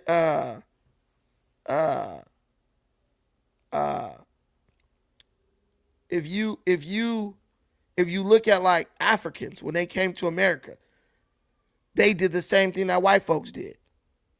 Doctor, lawyer, engineer. Now if you look at the Hispanics, they doing the same thing. Come to California, go to an emergency room. Your doctor, there's a good chance your doctor gonna be a Hispanic. And the nurses is gonna be all Hispanic and Filipino. We don't do nation building occupations. We live a fantasy life until we're too old, and then we're forced to do the occupations that pay so we can survive, and we don't do them long enough to build wealth. That's the reality. Okay, I got friends who are like longshoremen and stuff, and they've been longshoremen since we were out of high school. They're about to retire, right? They're about to be retiring with full pensions in a couple years. You know, I also got friends who was like, I'm gonna be an actor, I'm gonna be a singer. Those dudes are still couch surfing. I got one homie, he wanted to be an actor, so he's been pursuing that for a long time. I talked to bro the other day. I'm like, bro, what you doing, man? You making money? He's like, man, I'm out here auditioning for these gigs. I'm like, where you staying at, bro? Man, I got this white girl, man. She a lawyer. I'm staying at her place. How long you been on her? Man, I've been fucking with her for like 2-3 months. Dude's 40 years old. And I'm not saying he can't make it big, and I have all the faith in the world in bro. You know, he's talented, right? But what I'm saying is, you 40 years old, you ain't got no type of retirement. You ain't got no type of career other than pursuing acting gigs, and your entire housing situation depends on the charity of some random white chick who's a lawyer that you met, I guess, in Hollywood, you know, where he's living at right now. That's not nation building. That's not really helping our community. You know what I'm saying? That's kind of like a fantasy. A grown man kind of living in a fantasy. And it's like you just question the logic here, right? You question logic. This story all over YouTube. Which story? Drex Wiz Drex. Hold on, guys. I'm feeling. Hold on.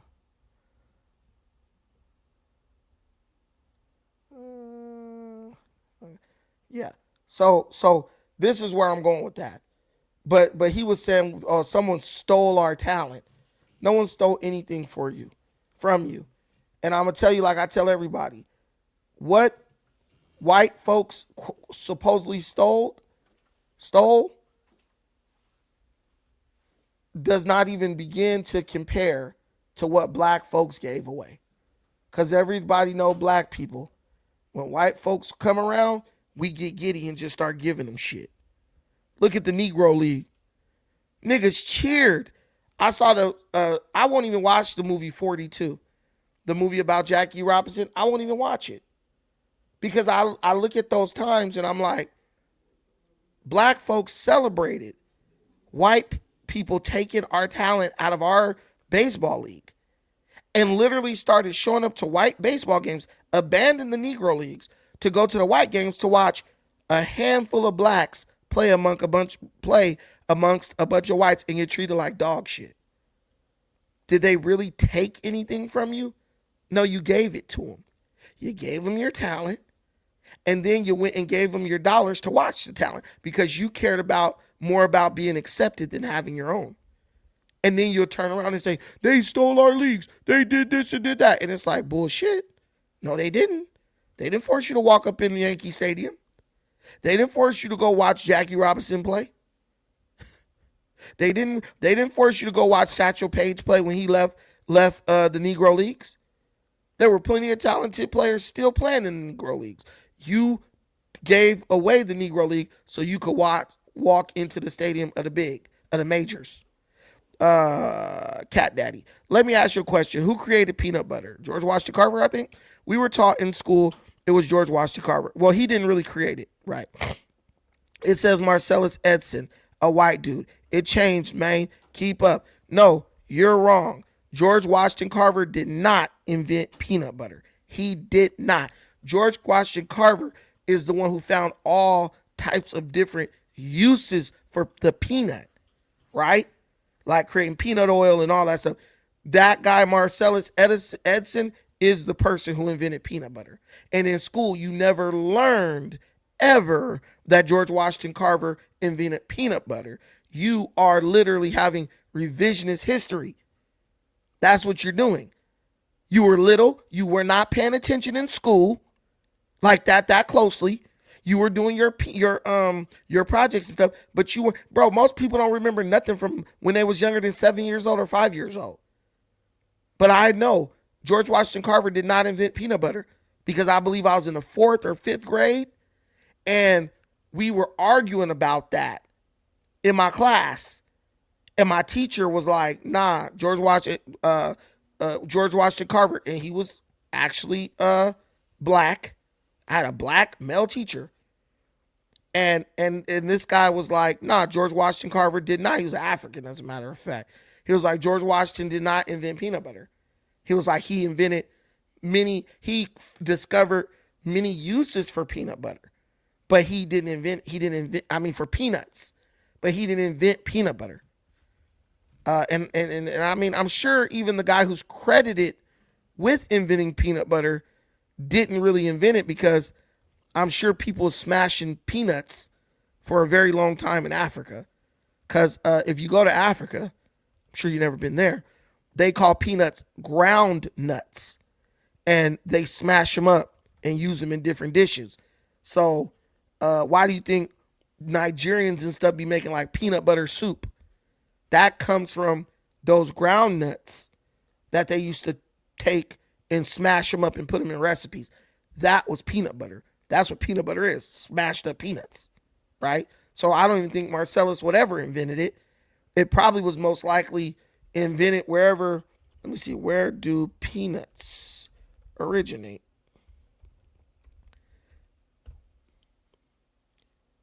Okay, so peanuts originated in South America. Yeah, see? They've been finding shells of peanuts for 7,600 years. So I'm sure, so now the top producers of peanuts are Nigeria and Senegal. China is the number one producer of peanuts, but next is Nigeria and Senegal, right? So, and then Georgia. But they grow a lot of peanuts in Africa, and they call them ground nuts. So, yeah, do you really think that someone in America was the first person to say, hey, let's smash a peanut? Highly unlikely. Highly unlikely that was the case. But, yeah, so George Washington Carver did not invent peanut butter.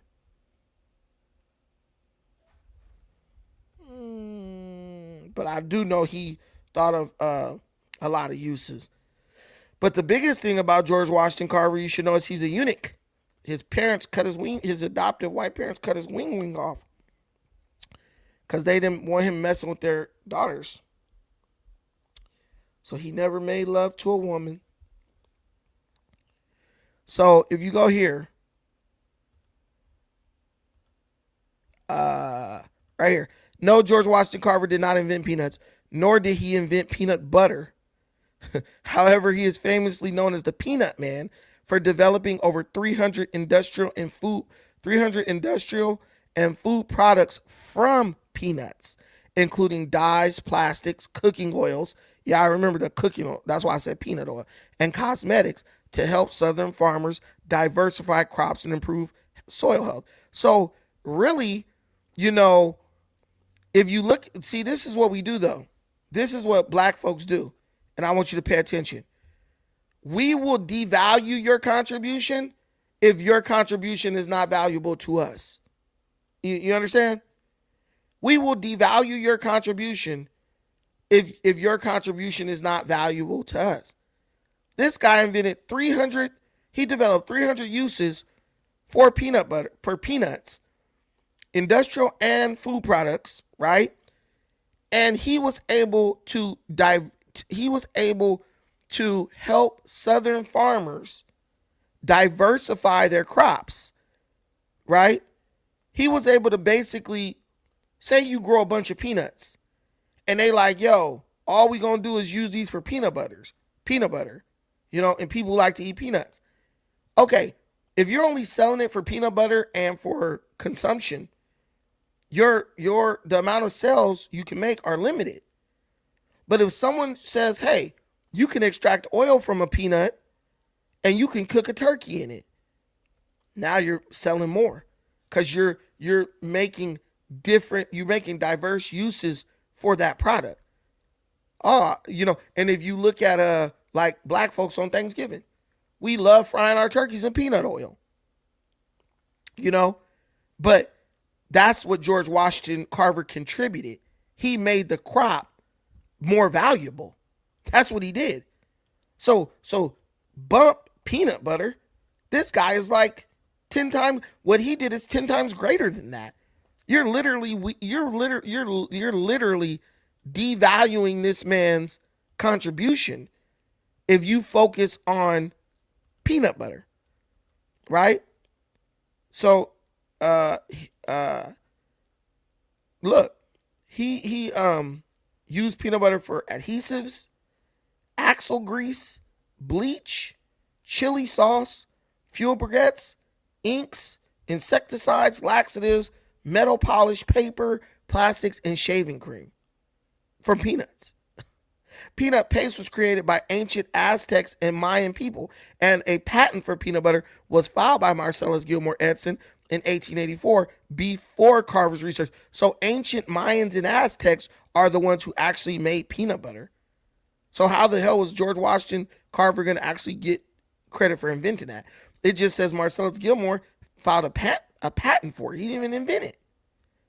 His primary goal was to provide economically viable alternatives to cotton, helping poor farmers increase their income and soil quality. See? So he did more for the world than just produce some stupid ass peanut butter that any savage could make by beating a rock on top of a nut.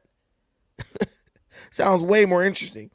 But like I said, we devalue our contributions because what if we feel like that contribution is not valuable to us. But now we know. Yeah, 300 contributions is amazing. But yeah, to this day, we cooking in that peanut oil, boy. And I believe to this day, peanut oil might be one of the cheapest and healthiest oils you can use.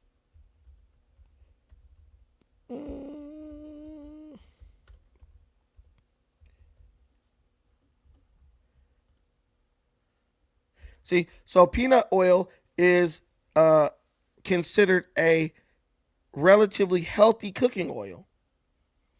They're saying it's rich in,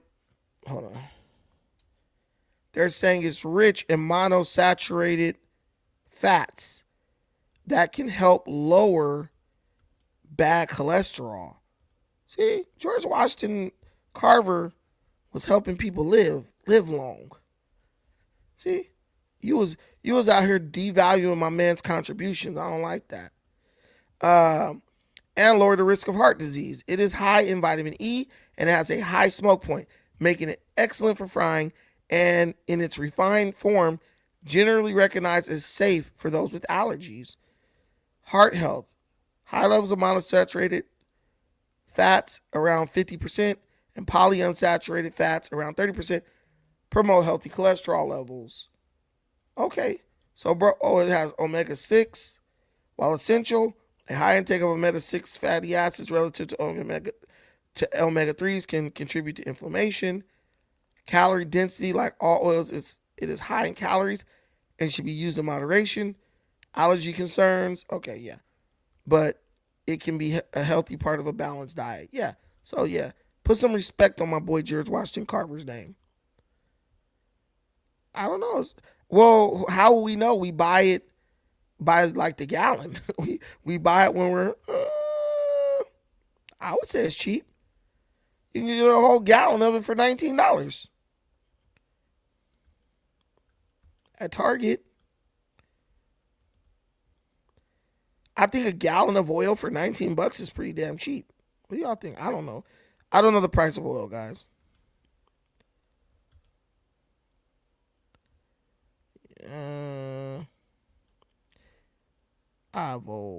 Yeah.